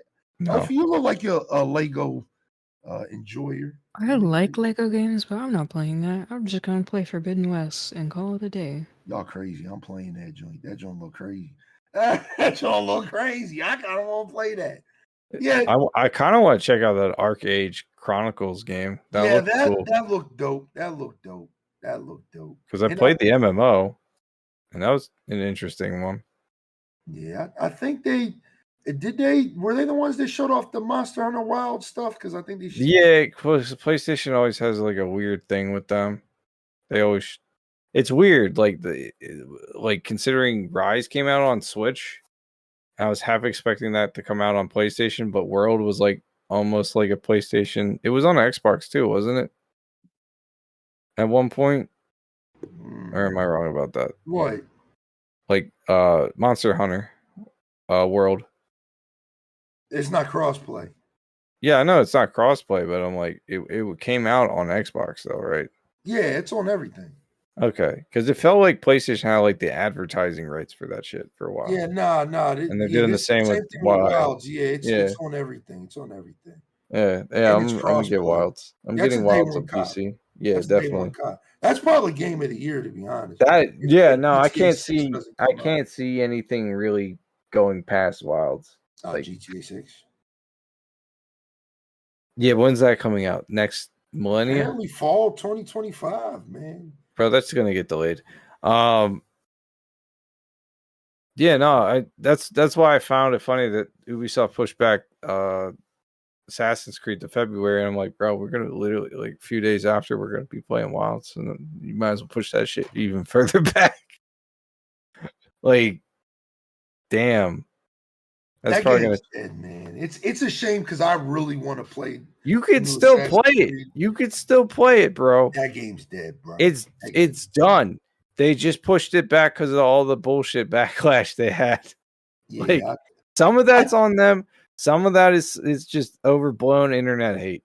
Like I think it has a lot to do with fiscal calendars and stuff like that. Even though that's still Q4, February will still be Q4 for most businesses. None of the Ubisoft games that have come out recently, including Siege's recent season, have been profitable for them. Everything's ass, though. They dropped 5 nuclear ass bombs this year, including one that you finished. So, like, yeah. Oh, Elfie played it too, so I'm gonna let her talk about it. Talk about Star Wars Outlaws, man. As I can actually give a review now. I beat the game.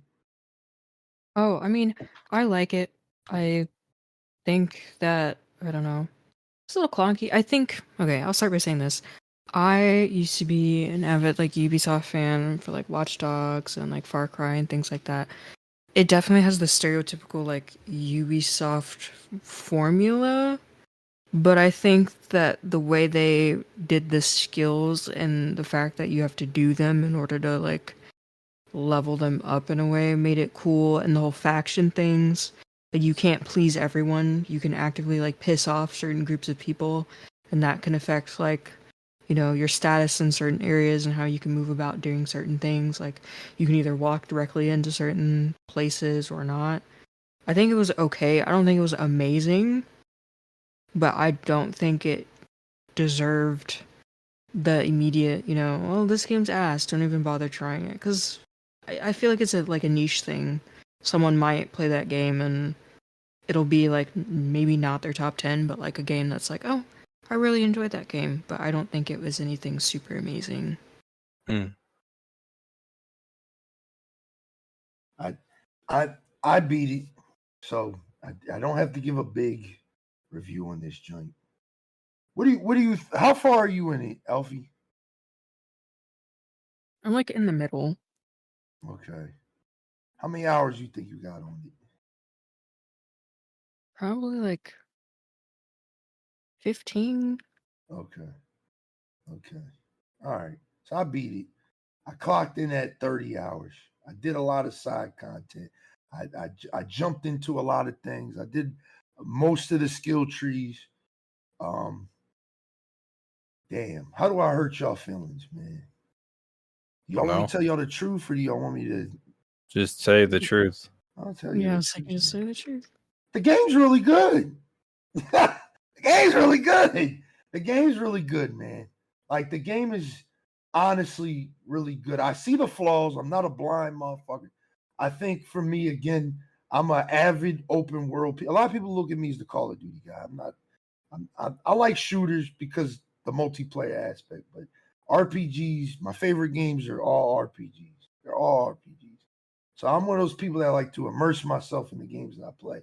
So with this game, I feel like immersion-wise, it's kind of hard.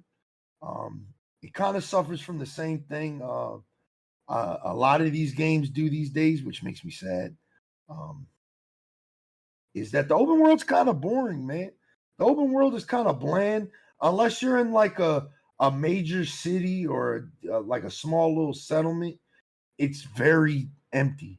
Like, you're just going to find yourself just kind of driving to your next location without anything in between. And sometimes I don't like that. Like, if you have a bad reputation with what are the groups called in that game again? Gangs. Factions.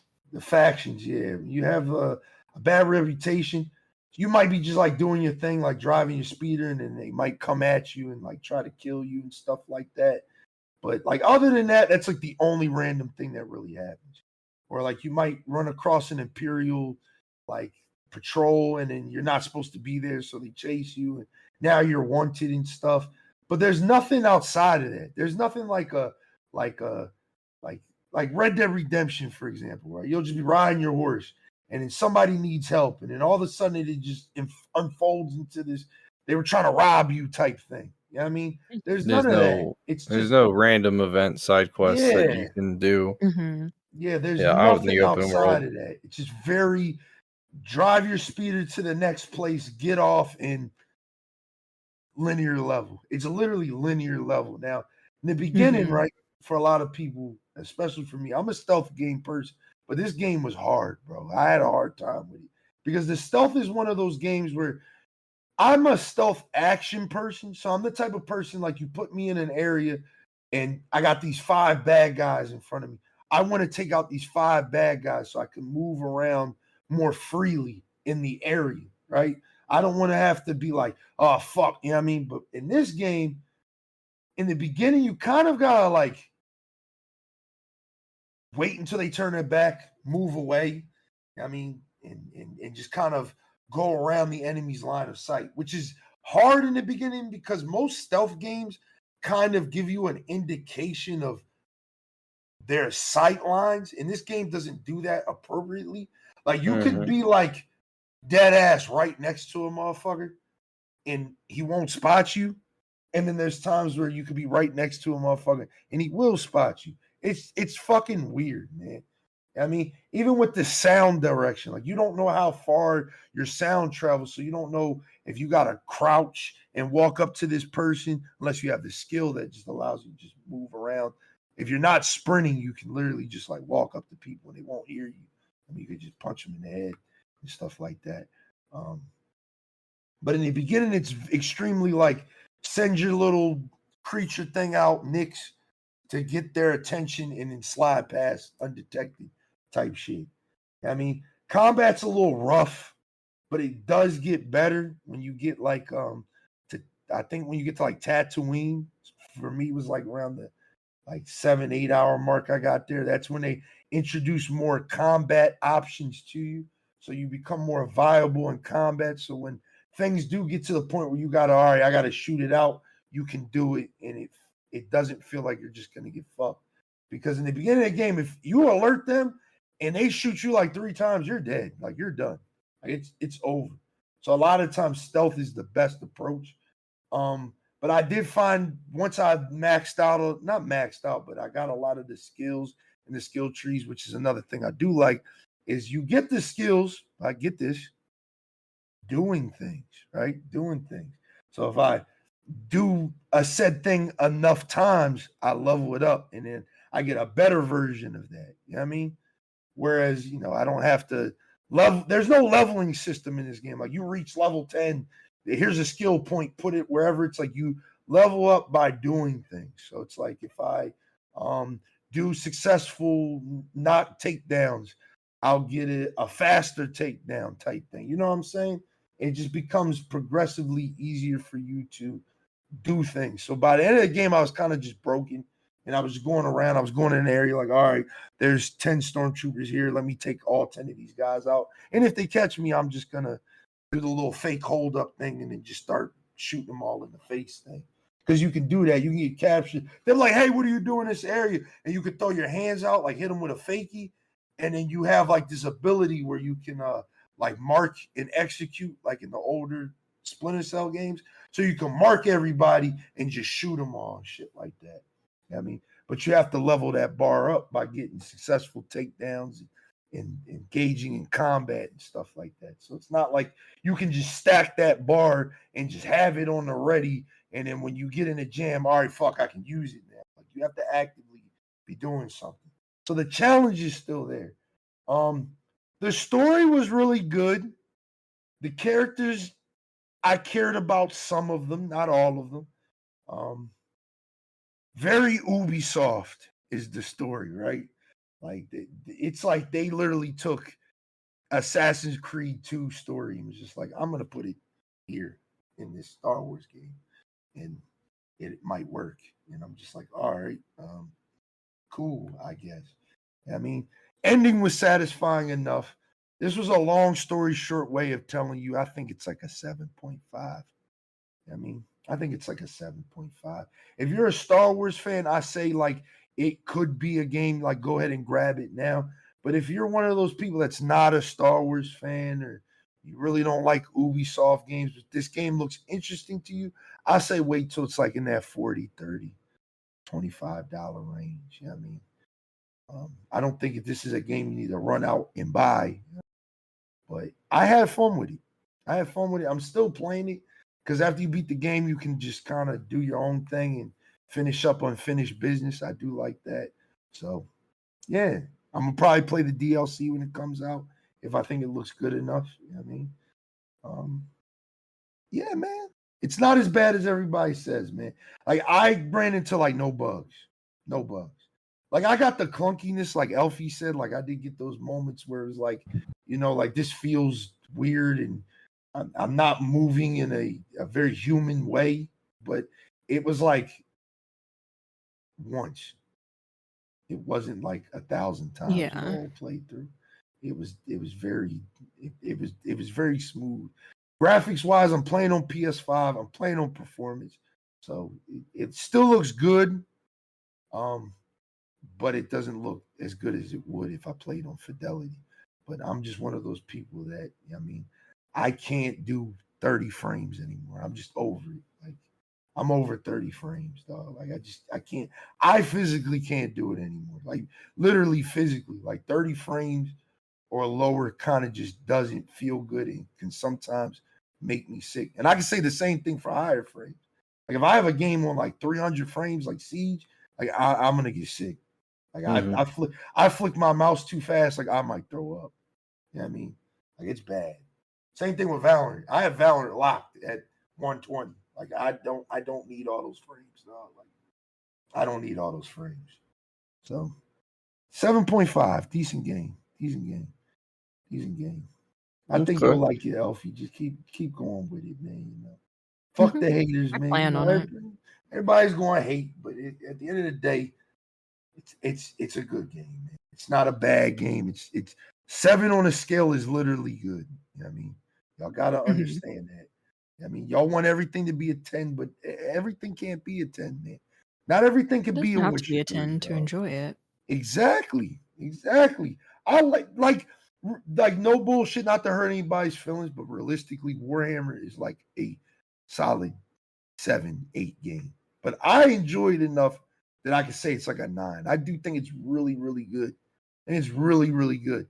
But like it is a game that I've told people that reminds me of a game that I played on the Xbox 360. It is literally the same. It is a bargain bin game. Like it is a bargain bin game. It's funny because the original, the first one is literally the PS3 same. game. Yeah. No, it's Xbox 360 game too. Well, it was on PS3, but same generation. Yeah, but, so like it was there, and then now it's like almost identical sequel, but I think the operations and the graphic fidelity and everything just was a lot more fine tuned and polished. Hell yeah! So you can tell they put a lot of work into it. That's the thing I appreciate. I'm gonna passively play it until the Horde mode comes out, and then I'm gonna play it religiously. That's gonna be awesome. I hope we get.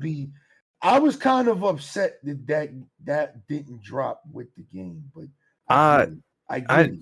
There's enough in the box already that it's like. Yeah, it's one of those games that respects your time. You can go play it.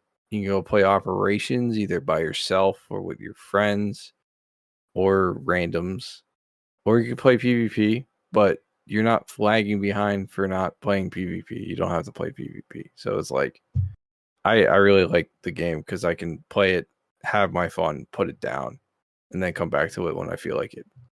Yeah. Like, it's one of those games. I feel that too, even though I haven't played it in like. It's not like I feel like I have to constantly be kept in the loop. Like, there's no battle pass, nothing that I gotta grind. Yeah, no, they have a season pass, but it's all cosmetic shit. So it's like you just play it whenever you feel like it. That's what games should be.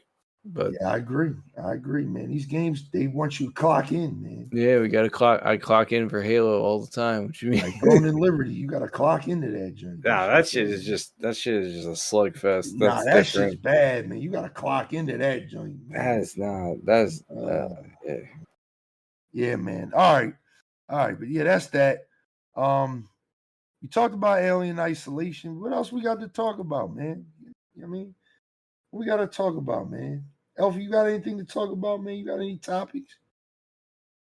I don't think so. No, last thing we got is this Starfield DLC, man. People are saying it's ass. Okay. I can agree.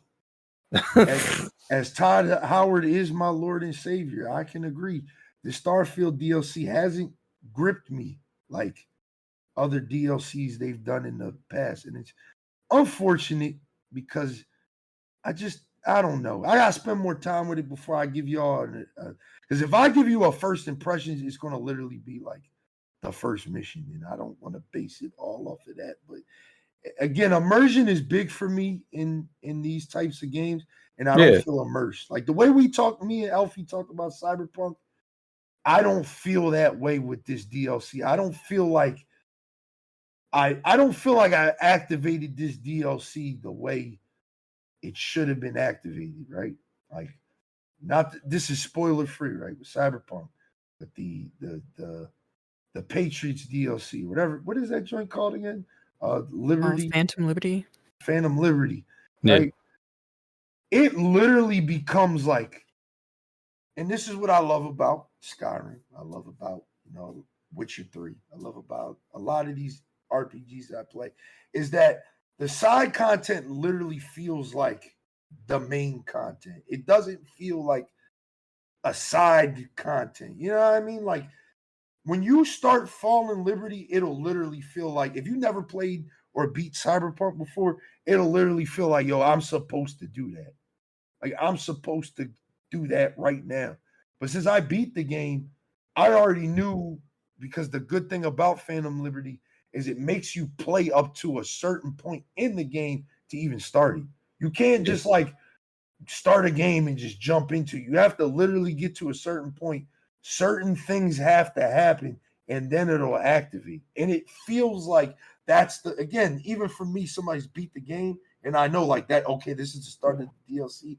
It feels like, oh shit, like that's the way I'm supposed to go now. I mean, like I've done all this stuff. Now it's time to go there. I mean, we talked about this on stream the other night about like how Dawn Guard pops up, like vampires will start attacking randomly. Yeah, man. And random the whole game changes with DLCs in Skyrim. Yeah, you got cultists attacking you. You got people talking about Solstheim or Dawn Guard or something like that. It's important if you have a game like that, that's a single player RPG like that you have some sort of hook to get us invested either with our current character or a new character. into the DLC.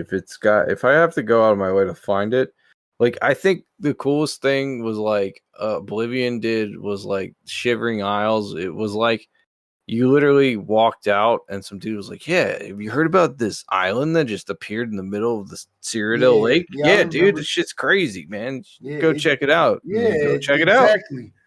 It's just sort of random NPC that says it's not a quest giver. He's just like, "Hey, just have you heard about this?" And that's how most of those quests start too. Is like you overhear conversation between two other NPCs in Oblivion, and it was like, "Oh, I'll go check out that random glowing cave." Starfield's like, "Hey man, space." Dude, I literally had to Google it. I had to Google how to start the DLC, and that is not good. That made me sad, bro. That's not good. Because as soon as I started it up the game, and I loaded in and got my character, I was walking around New Atlantis. It should have been something that's like, yo, you see that star station or the space station up there? Right, like you could have been walking around. Someone could have mentioned it in passing. You could have jumped out of the planet in your ship and then received a beacon or some shit. There's plenty of ways they could have did it, and it's crazy to me that they didn't do that because that's like typical of it randomly triggers. Like you'll literally like just be flying, and once you get to the next zone, because you know everything is like zones when you're flying in space. Once you get to another zone, it'll just be like there's a random space station there. It's like, hey, we need help, but don't come on the base. It's like, what the fuck? And you go in there, and it's just like you see the new enemy type, you see the new guns, you see. Is the new enemy type just dudes? It's just dudes. It's fucking that's powers, man. Yeah, that's the same enemy type in the main base game. They went with the theme of the spooky season shit because the shit is like a mystery. It's kind of like a I want aliens, dude. I want fucking. I don't think they're gonna do. I think Todd Howard is. He said Todd Howard is like lame. Like, what do you mean? Like aliens? You got spider creature things in that game, and you can't give me the terramorphs and shit. No. Can't give me like highly intelligent space aliens. You got terramorphs, but you can't. Bro, you got ghouls in Fallout. You got orcs and elves in Skyrim, and fucking you can't give me space aliens in your space game. Like, I think Starfield. You got aliens in Fallout. What the fuck? If we ever do get a Starfield 2, I think that'll be the aliens. I think we're not getting a Starfield 2. I don't think so either. No, that IP is gonna die. Unfortunately, I'm sorry. I wanted to like the game. Go for it. Do you think Starfield will get to the point where like Fallout got to, where when they stopped making more content for it, the modders sort of carried it with like, because Fallout has like the custom like worlds that like will change like the entire like story, like what is it, like Fallout London or like some stuff? Yeah, so it's funny you should say that. So the thing is with Fallout and Skyrim is that they already have a community around them. So modders are already willing to commit their time and effort. And when Starfield came out, one of the most I think one of the like more popular modders that made, I think, a bunch of shit for Fallout and Skyrim just said straight up he's just not going to do it for Starfield because he doesn't enjoy the game. So if your community doesn't enjoy your game, then they're not going to make additional content. Yeah, so it's kind of I know Blaze likes Starfield's base game. I'm like halfway through it and I put it down. It doesn't like it. Like some of the missions gripped me, some of the other missions didn't. The main storyline is just. You liked it. I'm not hooked, and I've never been hooked by the main storyline for some of these quests. For some of the Bethesda games, usually it's just decent. Like Skyrim's main storyline, it's like, all right, I'm Dragonborn, I'm gonna go fight dragons. Like straightforward. But it was mainly the side quest shit that I get addicted to because it's like really good. It's like, I could be an archmage. I could be a vampire lord or fight against the vampire lords. I can like blot out the sun and shit in DLC. I can like become a werewolf or like shit like that. Like that's out there. It's side quests. It's like its own main little quest line. Starfield's like Terramorph questline, which I thought in the very first mission was really good, and then afterwards it was just like fucking boring.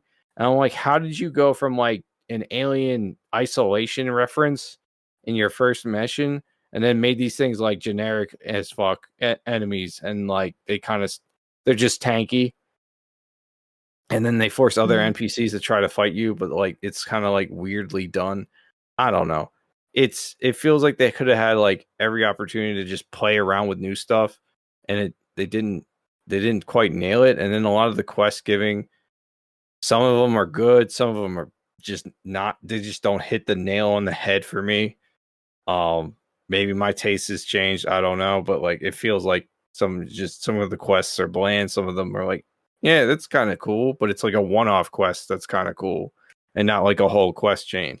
So I feel like when you don't have that like community support behind it, they're not going to have like a bunch of modding people out there. I mean, there's probably like a handful of modders that are doing shit for that game, but it's probably more based around the ship customization than anything else. Mm-hmm. Which is, I want to say, where that game kind of does shine. You could designing your own spaceship is cool as fuck, but like space combat's kind of terrible. So it's like, damn, it's not bad. I like it. There's no depth to the combat, if you know what I'm talking about. Like it feels like like from a third person camera, it's really hard to nail down where you're at in this giant open. Whereas other spaceship combat games, like even probably Star Wars Outlaw, probably has a better combat system for their spaceships. Like I feel like I'm actually flying around in space, whereas in Starfield it feels like I'm just in like I'm not moving, but there's a wallpaper of shit around me. You know what I mean? Yeah. It doesn't feel like I'm in space. Yeah, man. I don't know, man. Like I said, I gotta play more of it. I didn't like the first impressions. I didn't like what I was getting into, and I haven't played it since because I've been mad busy. I won't even cap. Like I've been mad busy. My mind is on Black Ops 6. I can't wait till that podcast. It's gonna be like a 4-hour podcast. No lie. Like I'm gonna be talking about everything with Black Ops. I'm probably gonna be playing that game for 24 to 48 hours the day it comes out, depending on this community challenge. So I'm cooking, man. We cooking. Elfie gonna be there for like 12 of you. You know what I mean? She gonna play a lot. You know what I mean? Because she loves Call of Duty now. She's a fan. She downloaded Modern Warfare 3, and guess what? She didn't even start it yet. Bro. You know what I mean? Work. I have no time, but I do want to try Black Ops. Yeah, man. Black Ops gonna be it. You know, Eknight's gonna play like the whole day. He ain't playing nothing else. Who gives a fuck about a dead game? Black Ops 6 is here. You're crazy. What dead game? Helldivers is dead. Play Warhammer. What? Excuse me, sir. What's with all this hate for games you're throwing at all of a sudden? I played Helldivers. I spent money on Helldivers. I can talk about Helldivers. Yeah, it ain't dead. That's what the fuck. We're building a space station right now. I don't know where you've been. Oh man, we're building a space station. Oh man, you don't get that shit out of here, man. Y'all got a new faction yet in that joint? Nah, but we got a space station. All right. Hit me up when we get a new enemy in 2026. Okay. I'll be there. That's fine, bro. I'd rather kill. I can't believe I'm saying this, but I'd rather kill bugs than Warhammer. That shit's crazy.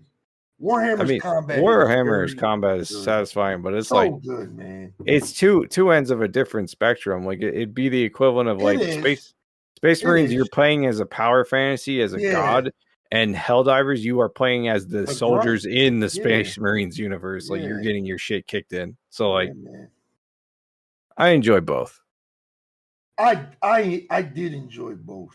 I did. I liked Helldivers when it first came out. Then they nerfed everything. Oh no, they unnerfed everything. Everything's really good now. Too late. That's cool. Too late. I'm still gonna play it on October 26th. When they got a new faction, I'll be there, man. There's just too much to play right now. It still holds its 9 out of 10 for me though. That game was really good when it first came out. I might knock it down to 8.5. I might. That you do what you got to do. That game was definitely dope when it first came out, man. I played that game for like 16 hours straight. The first day it came out, because it came out the day before my birthday. So I played the shit out that joint. Mm-hmm. So good game, man. Who knows, man? But hey, I'm just a hater, man. Yeah. I don't want to, I don't want to randomly hate on things and not tell you that I played them behind your back. I'm gonna tell you that I'm gonna come back, just not right now. I mean, not right now, man. I'm about to get back into Animal Crossing. My people need me, man. My island. Jesus Christ. It's been like 2 years. I don't know how they doing. You gonna have a roach in your house. I'm gonna have a lot of roaches in my house, and I'm gonna step on all of them. I'm about to get my island back in order, man. You know what I mean, I realized that game has the best fishing of any game I've ever played. Mm-hmm. And I need to play that. That game's fishing is elite. It's elite. And we've never got a game with fishing like that ever. Like ever. Where there's like 80 different types of fish and they all come from different seasons and you catch them in ponds, rivers, lakes, oceans, make a difference. Like I like that shit. I mean, I hate games where you just throw your rod and you catch something. It's like, oh my God, you got this gold fish that's supposed to live in the ocean, but you're in a lake. Like, all right, man. I mean, I want some fleshed out shit, man. Stardew Valley has good fishing too. Shout out Stardew Valley, man. Good game. I don't know. Maybe in November I might have to play some cozy games. Who knows, man? I might have to be a cozy streamer. I did just jump on the Nexus mod website for Starfield because I was curious, and most of it is ship customization, gun customization, and then a bunch of not safe for work mods. So, oh God, yeah, no, it's like all sexy characters and telling shit. you the boobies, man. The boobies done ruined games, man. People said Concord would be good if Concord had big boobies in it. That is crazy, man. I don't think it would save it, but I think it definitely. He definitely cooked with that though, because I think it would have saved that, man. Maybe if titties was involved, maybe. But at the same time, if the game couldn't hold its own, I just don't think. Listen. Let me tell you. You feel like that was the case for the First Descendant? Because have you seen their ads? Exactly. Yeah, that's just my That's crazy. That game's not ass, but it's very average at best. All right, that game is average. Oh yeah, the Destiny Club, right? I forgot about that. What? The bunny chick, right? Yeah. That's why the game's popular. Yeah. Oh no, hell no, man! They just dropped Ultimate Freyna, dog. I don't know what that is. Ultimate Freyna has a fucking thong on, like a literal thong on. Like there's. Listen, all right. There's coochie. I'm just gonna say this: weird, they know what their target audience wants, and they're giving it to them. So I'm not gonna sit here and shame them for it. They're making bread. Gamers, man. Let me tell you something about gamers, dog. Let me tell you the craziest thing about gamers. Gamers say they hate OnlyFans girls, but they like all their pictures, man. that's how weird gamers are, dog. Bro, they get on Twitter and say, "Oh, you're a sex worker. You have no opinion," and then they following them. Bro, yeah, no, that's weird behavior. But like most gamers are usually gooners, so it's like whatever, dude. That's what I'm saying, bro. Like, if Concord had big titties, when I saw that tweet, I said, "Not gonna lie, he cooked. He cooked." I mean, it's very possible that there's a small percentage of people that will play the game because the character have big titties. Let me tell you something. I'm not gonna knock that, but at the same time, the fall off probably wouldn't have been as. The fall off is crazy to me, though. Ultimate Freyna, man. I gotta show you this Ultimate Freyna, man. Oh, don't be showing me not safe for work shit, man. We're professionals here. Freyna, dog. This chick is literally in a fucking thong, dog. No, I believe you. I'm not saying you're wrong. You're not saying I'm right, man. That shit's crazy. I'm saying it maybe instead of 600 players, they would have had 700. You know? Look at that. Look at that. Look at that. See, they got him. He's downloading it right now. Yeah, I'm downloading First Descendant as we speak. That shit crazy, bro. Like, that shit's wild. Like, dog, no bullshit. I said it in my review of Concord. I don't think the character designs were good at all. They were ass. No, yeah, they were straight trash. They could have used some big titties, man. Some big titties would have definitely saved that game, dog. Look at Tracer. Tracer single-handedly has saved Overwatch forever. Rule 34, man.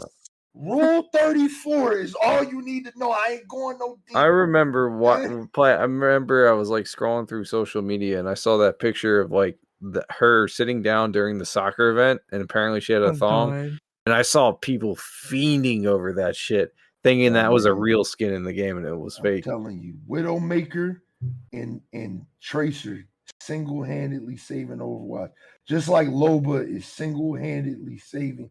That's why you notice with every character in Apex, they ship everybody. Everybody's shipped now. Bloodhound is in a relationship with Fuse, and this person likes that fucking Bangalore and Valkyrie have a relationship. Loba's the only one that nobody knows her sexual orientation. Y'all don't find that suspicious? I don't really the care. Sexiest character in the game. You don't think that's on purpose? I don't give a shit, really. Man. They know what they doing, man. I don't pay attention to that shit. People are weird, man. I just want to play the game. People lost their fucking minds when Bloodhound and Fuse became a thing. They lost their fucking minds, dog. That's how weird people are. I haven't heard a peep about that. I don't know. Listen, if Overwatch started shipping their characters, dog, I'm telling you. They very subtly imply shit, and didn't they make Soldier 76 gay? Soldier 76 is gay. Baptiste and Maga apparently have a thing. Yeah. Wait, what? This has been a thing. Slow down. Ara flirts with Mercy. Yeah. Who's it with Mercy? Ara flirts with Mercy. She has a voice line interaction. I forget what it is, but she is basically flirting with Mercy. But I don't know if any of this is after the game came out and retroactive, or it's been there since launch. I don't pay attention to this shit. I don't care enough. So who's fucking with Winston? Dog, get the fuck out of here. I need to know, man. I need to know. Who's fucking with the hamster, Winston, dog? It's the hamster. Not gonna lie, I feel it. Oh my god. I feel it. Something tells me it's Widowmaker, man. Jesus Christ. She freaked out, dog. I could tell. Something's up with her, man. I mean, I knew Overwatch would do that shit, man. So is Cassidy and Ash a thing? Are they a thing? No, I think it's her and Bob. Yeah, I was gonna say, during when they first came out with the PvE missions, even though they stopped, it's a $10 pack now that you can buy. One of the missions, the mission that's in Canada, you can see a lot of posters around that basically ensue that humans and Omnics pursue relationships together. So I wouldn't be surprised that if Bob and Ash are a thing. Yeah. Plus, Diva has a voice line where she's hitting on Bob. Yeah. Yeah. Always get wild out here, man. Bro, I don't know what's going on with the lore of that game anymore. Wait, did we just on one podcast find out the reason for games is horny? The problem with these games is it's not horny. And think about Genshin. Genshin is, I just did the math in my head. Genshin is one of the biggest games, or was one of the biggest games at one point, right? Every time they drop a big titty joint, that game is in the conversation again. You do know that Genshin's a gacha game, right? And gacha games traditionally have big titty joints. Yeah, man. And they drop them all the time. Y'all gotta play Nikkei, man. Goddess of, I think it's called. No, God. I'm not playing any of these random games that you're suggesting. I played that joint, man. I ain't gonna lie. I played it faithfully for a while. Oh, this dude. Yeah, I was gooning. He was gooning hard. They got dude was Mad Ohio Riz over here. He was just. I was gooning, bro. Gooning like a motherfucker. This shit was bad, man.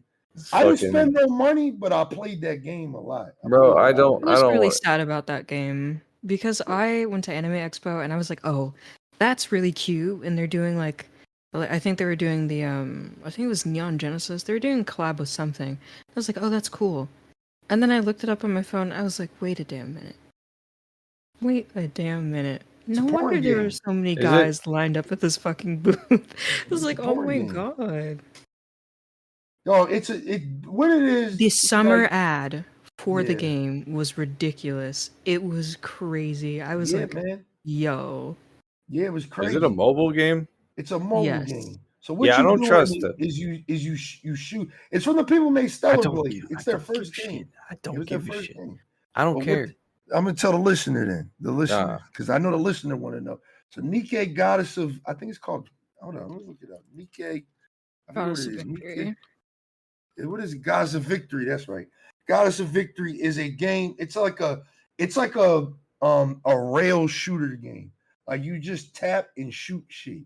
And as you're shooting shit, like your chick is coming out of cover and she's shooting and it's showing the back of her. So you're just seeing her ass. Her ass is just jiggling, yeah. And then when she goes in the cover, you see her titties and it's cleavage out the ass. Yeah. But I'm not going to lie. The combat gets kind of cool. That's why I played it. I didn't play it for the freak bullshit. I didn't spend no money. Nah, that's cool, bro. That's cool.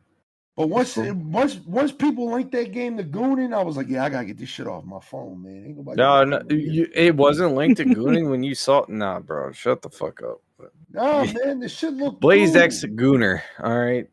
You just straight out Gooning like a wild man. Gooner, man. I mean, what the fuck is that? A dinosaur? Like that? Every time I hear Gooner now, I think about that shit. That shit I sent you tonight. Stop, he's mad chill. That shit had me fucking, I watched it joint like 80 times, dog. fucking skivvy Halo shit. Yeah, dog. He said, what the fuck is that, a dinosaur? He said, stop, he's mad chill. That's, dog. I can't. Why is brain rot a thing, man? Brain rot's always been a thing. It just changes languages. Too much, man. Yeah, I think we made the correlation, though. Y'all think, I think what's going to really save Call of Duty is if there's a lot of boobs in it, man. I mean, how well did that Nicki Minaj skin sell? I mean, people were mad because it was Nicki Minaj. Nobody likes Nicki Minaj. I bought that shit. How many people did you see? Oh, a lot of people. Then there you go. That's your answer. All right. I had that shit. Sex does sell shit all the time. It's like the most basic instinct in the human instinct. So. Yeah. Man, unfortunately, dog. If game companies take advantage of that, that's I'd say let them chase the bag. Yeah, I don't think Warhammer is gonna win Game of the Year, man. There's not enough boobs in it. I don't know, man. Like if they just throw out some alien titties, they might got it. Hold up! Don't turn the listener. Some Tyranid titties. Man, this shit crazy, man. Because I'm really just breaking it down in my mind, like. How have you been playing games for this long and just not like? Did you not play MGS5 and watch the whole sequence with fucking quiet, fucking like literally just like doing a jiggle dance underwater because she absorbs moisture through her skin? Yeah. There's a side documentary of Hideo Kojima with the actress that body acts for her and was like, yeah, he got really detailed with my feet and shit. And then, like, you see her, like, all this shit is, like, detailed as fuck. It's like, listen, dude was new from the start. We knew Hideo Kojima was a gooner from 1999, dog, all right? He ain't hiding. He's a gooner, dog. I'm just saying that you're just putting it together now after 20 years of gaming. That's not what we played Metal Gear for. It was there. We appreciated it, but that's not what we came there. That's right. You played Metal Gear Solid 2 for Raiden's ass. I do. That shit crazy. I mean, skin tight ass. Man, I'm not gonna lie, man. Elfie just woke me up, man. Overwatch, man. Overwatch got to step their skin game up, dog. They nerfed Tracer's ass for some reason, though. I don't know why they did that. How you nerf an ass? They got rid of They made it smaller. Yeah. Well, why? Was it because the hitbox was too large?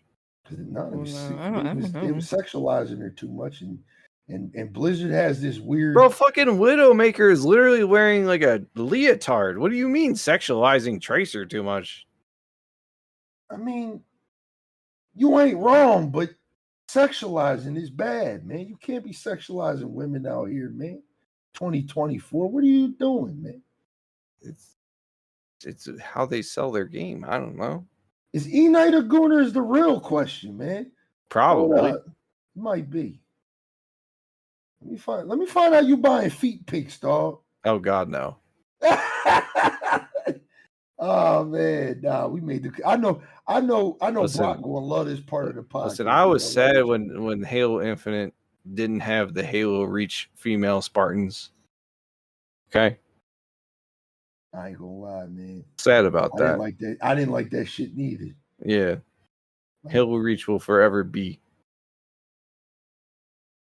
Yeah, I ain't gonna lie. I'm mad about that too. Now I think about it, because when you change your character voice, it doesn't change your body at all.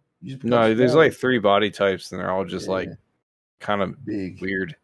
Yeah, that shit crazy, man.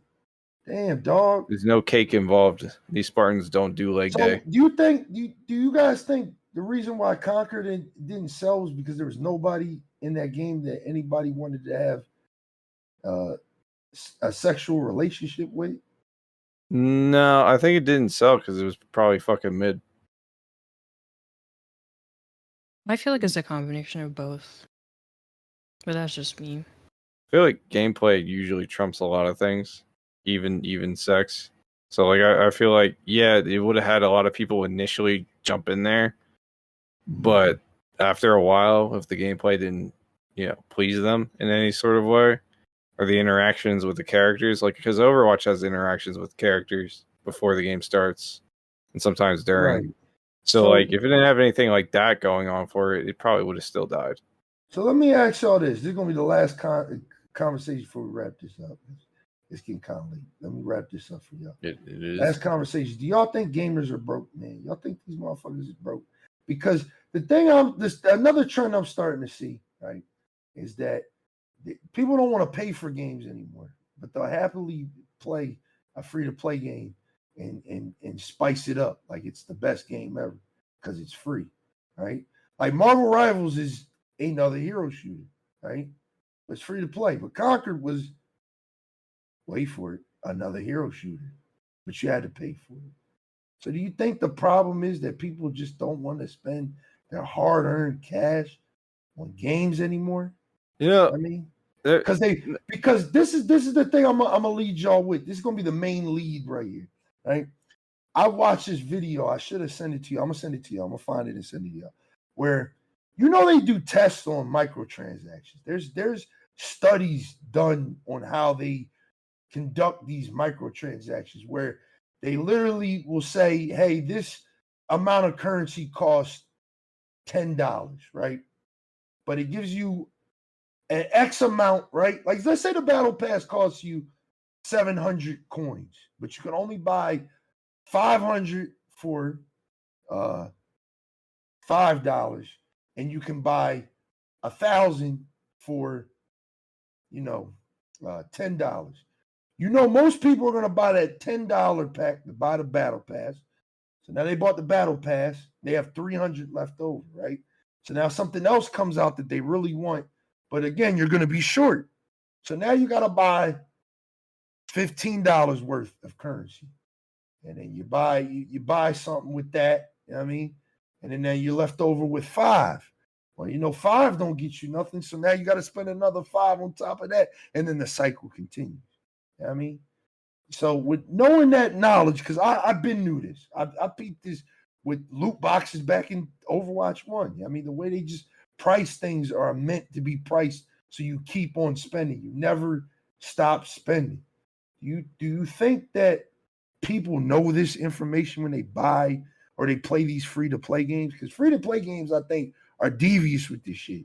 Like, literally when First Descendant dropped, it was like, yo, give me $100, dog. Right now. Like, it was right there on the starting screen. You can spend $100 right now to get ultimate this, bunny and shit like that.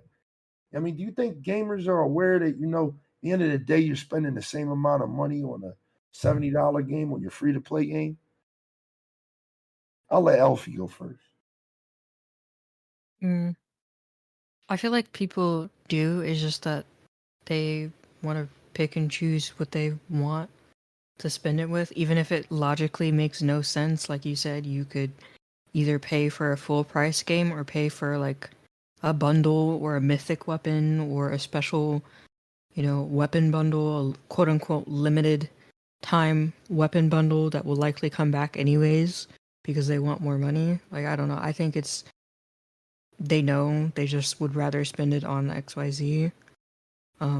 Yeah. I honestly don't know. I don't have a concrete answer for that one.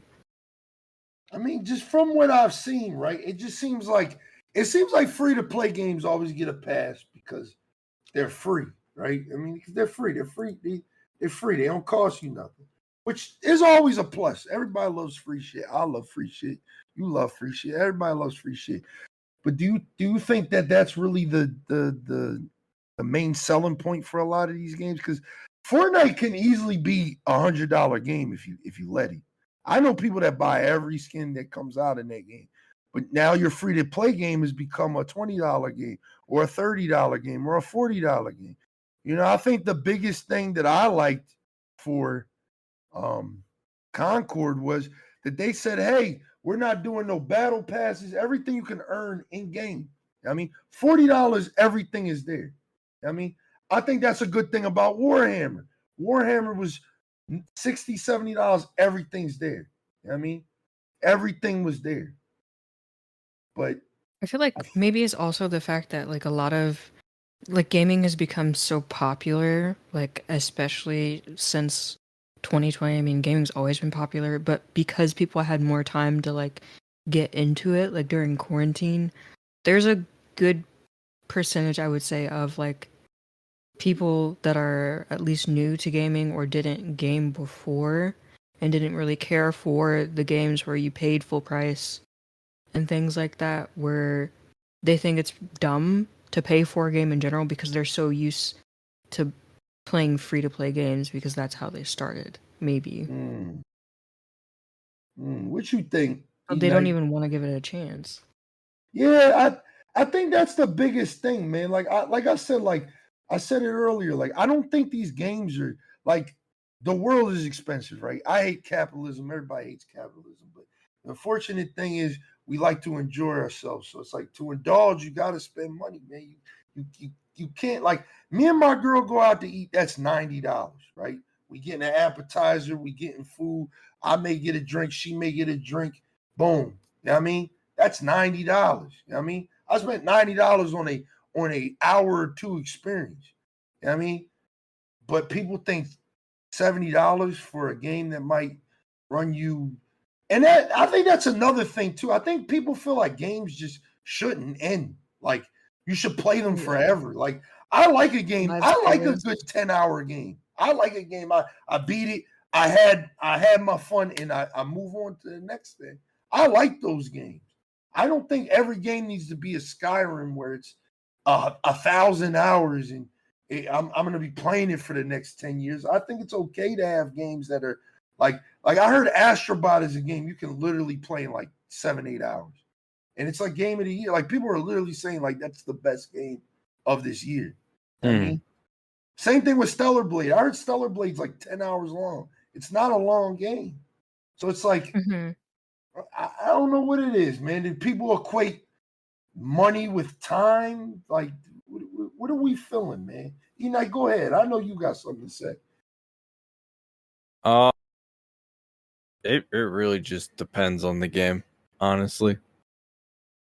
It can be a range of factors. Like, I literally just sent you 2 free to play Battlefield clone style games. Yeah, I seen that game. Like, that's just me perusing through Steam, and like, free to play games are a dime a dozen. Some are really good, some are shit. I think people having a barrier to entry with a price point is that people don't want to waste time or money on things they think they're not going to like, or they think they or their friends are not going to like. With Concord, it was a lot of word of mouth saying this game is ass, or this game is mid, or this game is propaganda, or whatever the fuck narrative they were trying to go with. To me, when I initially saw Concord, I saw it. I was like, this looks interesting. Maybe I'll figure out what my PlayStation password is and check out the beta. I saw some gameplay for it, like actual real players playing the game. I was like, John mid. I'm not gonna waste my time with it. You played it, you liked it. You said it was pretty good for what it was, and I was like, all right, to each their own. It's not everyone's gonna like the same game, that's fine. But like, yeah, absolutely. If it was free to play, the barrier to entry is literally one click of a button away now, instead of several clicks and my wallet. And with how strict Sony's refund policy is, with how strict Steam's refund policy can be, people don't want to invest $40 to $70 to $100 into a game they don't think they're going to enjoy. It happened with Cyberpunk at launch. People dropped bags on that game. The hype was unreal for it. And it bugs, glitches, all that shit, especially for console, killed the hype for that game. And basically, we saw some unprecedented shit with Sony offering refunds for the game, which they never fucking do. Once you buy a game on Sony, you're kind of fucking stuck with it. But it was so bad that they started refunding stuff like that. But initially, a lot of the reviews were super positive and everything. And then when the console versions apparently got reviewed, it was all negative. But that was after the game had basically already come out. So it was too late by then. So, like, it really just depends on the game. If it's free to play, the barrier to entry, the cost and risk to my time and money is lower by jumping into a free to play game. And I'm more likely to stick with it if the gameplay is at least decent. Whereas a paid game, I paid $40 for this game and I hate the gameplay. If I had to pay to play Thrones of Liberty, I would have been pissed. Is an easy example right now. No, I feel that too. If I would have had to pay for Throne of Liberty, I did pay. I paid $40. You did pay, and you paid more than probably what you would have paid at base price. So this is more of a question for yourself. Why'd you do that? I did it for my boy, man. And I like I said, so you did it because your friend liked it. Yeah. So all right, that's an okay reason. Yeah, I do. Like I said, I do like the game. I enjoy the game. It's not the game that you're not going to play for a long period of time, right? Yeah, but that's how most of these games are now set up and marketed. That's the question I just asked y'all. Like, again, I spent $90 on a dinner out. That's an hour. That's gone. Dude. You know what I mean? A couple hours, I shit that food out. I sleep it off or whatever. I'm hungry again. You know what I mean? Yeah, I played a game for 3 months, but 3 months is 3 fucking months. But the quality of your experience is what you're getting for that $90. You're definitely right with that too. But at the same time, if I play a game for 3 months, right, I must have had some type of reason to keep coming back to it. You're not going to come back to something. No, there's a game like, so all right. So example, like Siege is a game you have to pay for, but the barrier to entry is relatively low because the base game is like $7 to $5, sometimes even cheaper because it's always on sale. Gameplay loop is very rewarding because it rewards tactical and intelligent play, and there's map destruction, so there's a lot of dynamic results that can happen. Like a lot of it rewards creativity. So you're constantly getting that little dopamine rush, and then that eventually it fades away because you play it too much or whatever, and then you put the game down or you start saying the game's ass, but in reality you're just not getting the same feeling you got when the first game. Like when I played Siege, that shit was like a horror game when I first played it because it was like dude just popped out of a corner, blew up in a wall, and just like shot the shit out of me. I was like, God damn, what the fuck? Like, and then literally the same thing. I got Julio into it. He it's his favorite fucking shooter now. Like, but in the beginning it was like a horror game. Like we were freaking out. Like, oh, I don't know where they're gonna come from, man. I don't know. And part of the fun of that game was learning how to getting up to that skill curve that allowed us to play the game at like a relatively skilled level. So if you have a game that's gameplay is kind of like it's a bit bland, bit not that great. Like Thrones and Liberty's gameplay to me is not that great. Yeah. If I had to pay $50 to play that fucking game, I'd be I'd be livid. I'd be like, why am I playing this trash? Loud, man. Don't say that. No, I don't care. But that's it's like Foxy can love this MMO and it's probably perfect for him. I'd still feel the same way with like WoW. Like World of Warcraft is a MMO tab target style combat. I don't enjoy shit like that. So if I had to pay a sub for that shit, like I'd be mad right now. I'm not doing that. I'm not doing that. The closest I've ever been to that was paying for a membership for RuneScape, but RuneScape offered a little bit more variety in terms of like what you can do in the game. That shit was basically a wood cutting simulator for fucking me.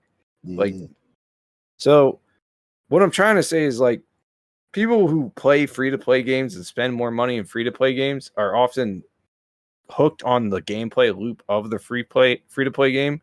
Technically, Overwatch is free to play now, and Elfie's still playing it. And she's probably had many complaints about how the game's been since. And there was gonna be PvE, but they scrapped it. So like the question is whether or not is the free to play game on par with that of a paid game, right? Like gameplay wise. Yeah, I don't know, man. Would you play Call of Duty Black Ops 6 over Concord? Of course. Would you play Halo over Concord? Would you play Destiny 2 over Concord? What are you talking about? It's really just comparison of that preference. It's all preference. Well, I mean, it's preference. You like the game. I saw the gameplay. I didn't play it, but I didn't enjoy what I saw. And you liked it. I didn't enjoy what I saw. Someone else probably played it and said that shit was ass. What it comes down to is that if a vast majority of people are just not enjoying the game, they're just not enjoying the game. That's not something we can really control. There is like a greater narrative of like people hating on it because of all the woke bullshit that was apparently shoved into it. But at the same time, like you could shove all the rainbow sparkle dust in that shit. If the gameplay is good, I'm gonna play that shit. Yeah, I don't care about none of that shit. I will play Unicorn Tachanka. I do not give a fuck if the gameplay is fun. Yeah, I'm not one of them people, man. Like that shit. I don't care if a game has some type of, as long as the message isn't like super forced for no reason. Well, it's always forced. It doesn't fulfill the narrative. Like there's sometimes where the shit, like all that shit, like can just be like that's like a game like he plays a black guy and he's constantly talking about how he's black the whole time. Like that's a little forced, man. Yeah, that's that is 100% forced. Yeah, I mean, like that's forced. Like the whole time, damn man, a black man can't. It's like, all right, bro. Like, all right, you pushing. I mean, that also depends on what the story is about. If the main character just happens to be black, but he happens to be gay at the same time, that does not mean it's woke, man. It just means that hey, this person in this game that we made is gay and black. It's a crazy concept to think that people can be gay and black, but I think it just like again, it depends if the writing's forced. Like if the writing makes the characters' personality and how they act all about their sexuality and not just having the sexuality be a part of them, and just be an extra factor of their character, then yeah, people are not going to like that because it's inauthentic. It's not a true experience. Like I always use as like a good example that Nimona movie, where the main character in that movie is gay, but they don't fucking shove it down your throat. It's just part of it, who that character is written. Yeah, man. I think that's like I've played games and I've watched movies where it's like things are just subtle. Like you just see this person is dating a man or dating a girl, and it's not like they're saying like, hey, like we're gonna go to a gay parade today or some shit like that. Just like, yo, they're in a gay relationship and boom, that's it. Like it doesn't. Yeah, and they focus more on the like that's weird. It's not. What is woke about that? Like I don't look at that shit and say, damn, that makes me kind of.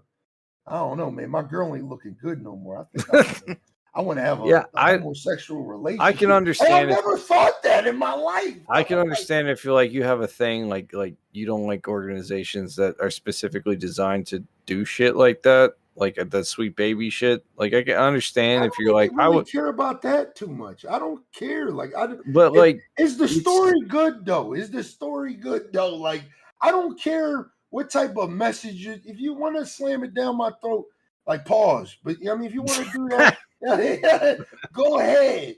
But it's just like, is the story good though? Is the game good? Did I feel good playing it? Like, yeah, to me, pause it's on gameplay. all that shit. But it's gameplay. It's gameplay trumps everything in this scenario.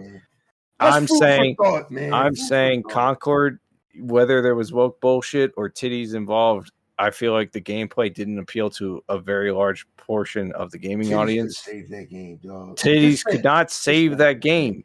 And I think it's like I said, there was like what 2K players at launch, and then it dropped to 600. Less than that. On Steam is less than that. Well, yeah, that's Steam, but it's all you got to factor in PlayStation as well, because that's where it was the primary focus. It's going to be a PlayStation's new hero. This is an Overwatch competitor. You know what I mean? I'm just saying, for the 2 weeks it was out, I never had any problem finding a match, and I had crossplay turned off.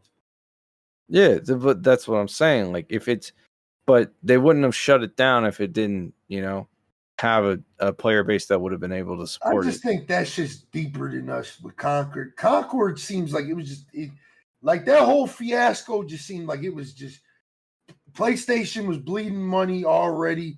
They didn't want to just keep going with something they knew was going to fail. They canned it. They got rid of it, and it's over. I feel like they like it might come back as like a free-to-play game that has a massive redesign. Maybe tweaks to the gameplay. We need to add a few more things to it, I think. Yeah, I don't think it's going to be fully dead, but if it comes back next year and it's like way different than what it was, that's it. That's what it needs. Battle Royale, man. That game should have came out with a Battle Royale, man. I'm not gonna lie. Maybe that would have helped. I don't know. This podcast is over, man. There's no way. Look, you don't know. You don't know because Fortnite wasn't initially a Battle Royale.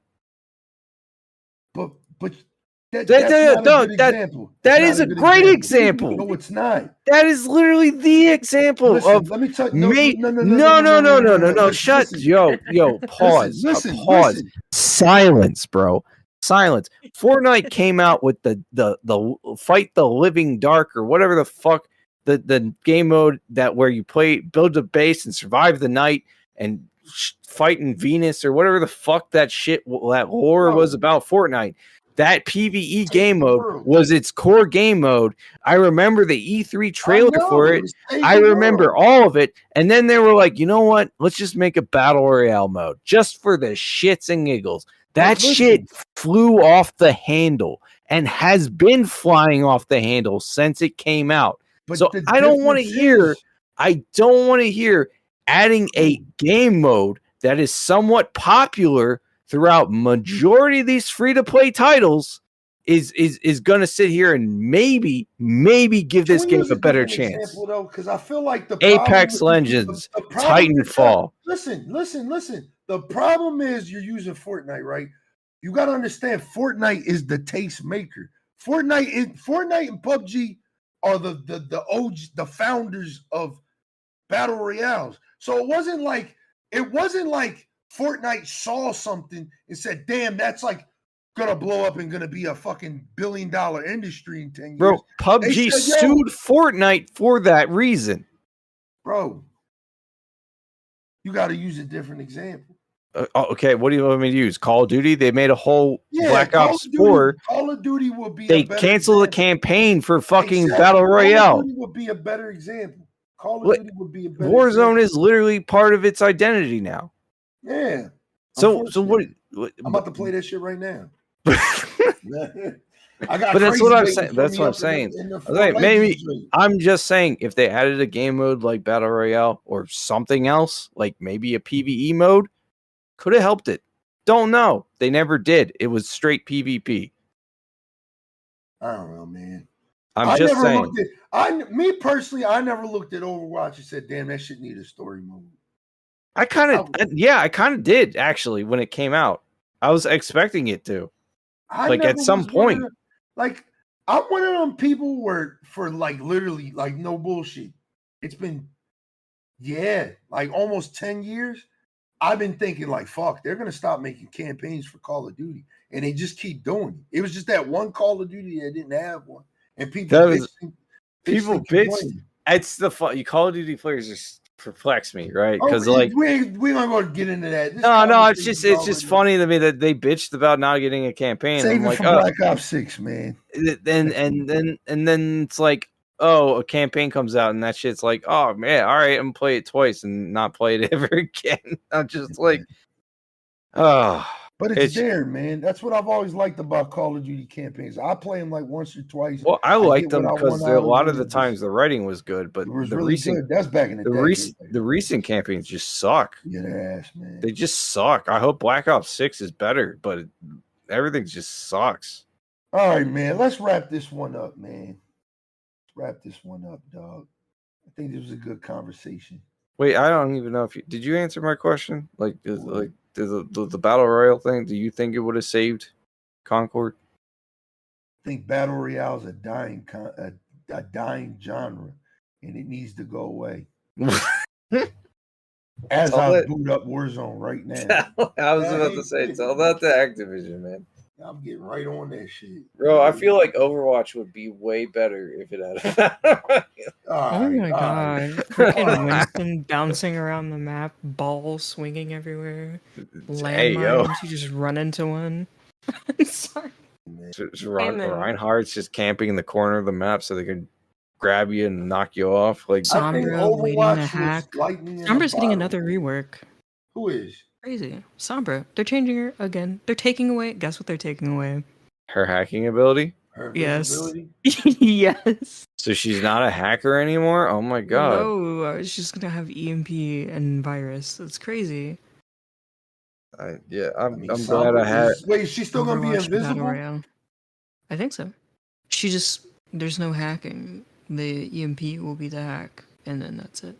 The virus will just do damage over time. That's lame. I like the hacking ability was actually unique and cool. I think they should have taken away the virus and kept the hacking. The virus is what is the OP part because it like bleeds super hard. They just got rid of Shorty whole identity. Yeah, I know. I was like, okay. So it's things they do to keep the game from dying.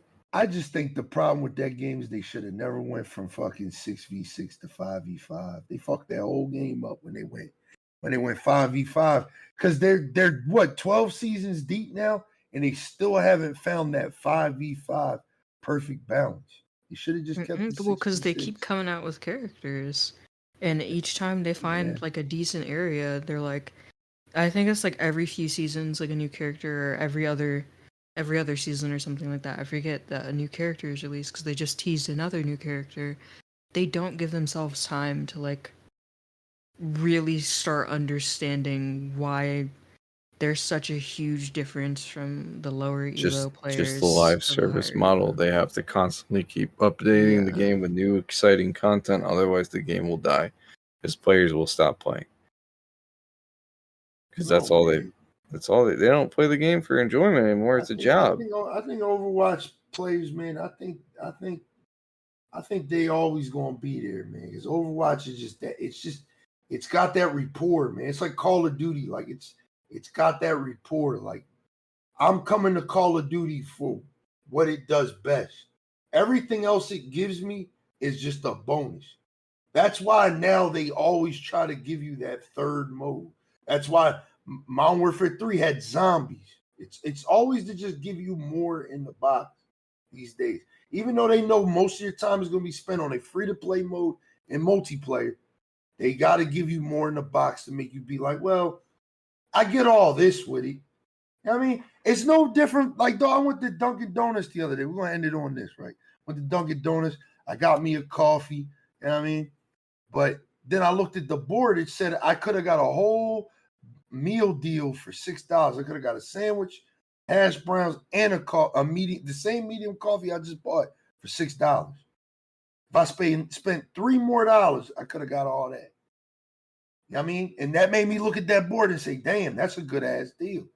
That's all they try to do with games nowadays. Just give you more in the box. Give you more to entice people to be like, hey, you know what I mean? That's why I say Warhammer is a really good game because there's a lot of things in the box already. Like, I can't hate on that. Even if you add more content on top of that, you've given me so much in the box. If I didn't have to update that game or have it connected online, there's so much content to be had right there that it's worth it.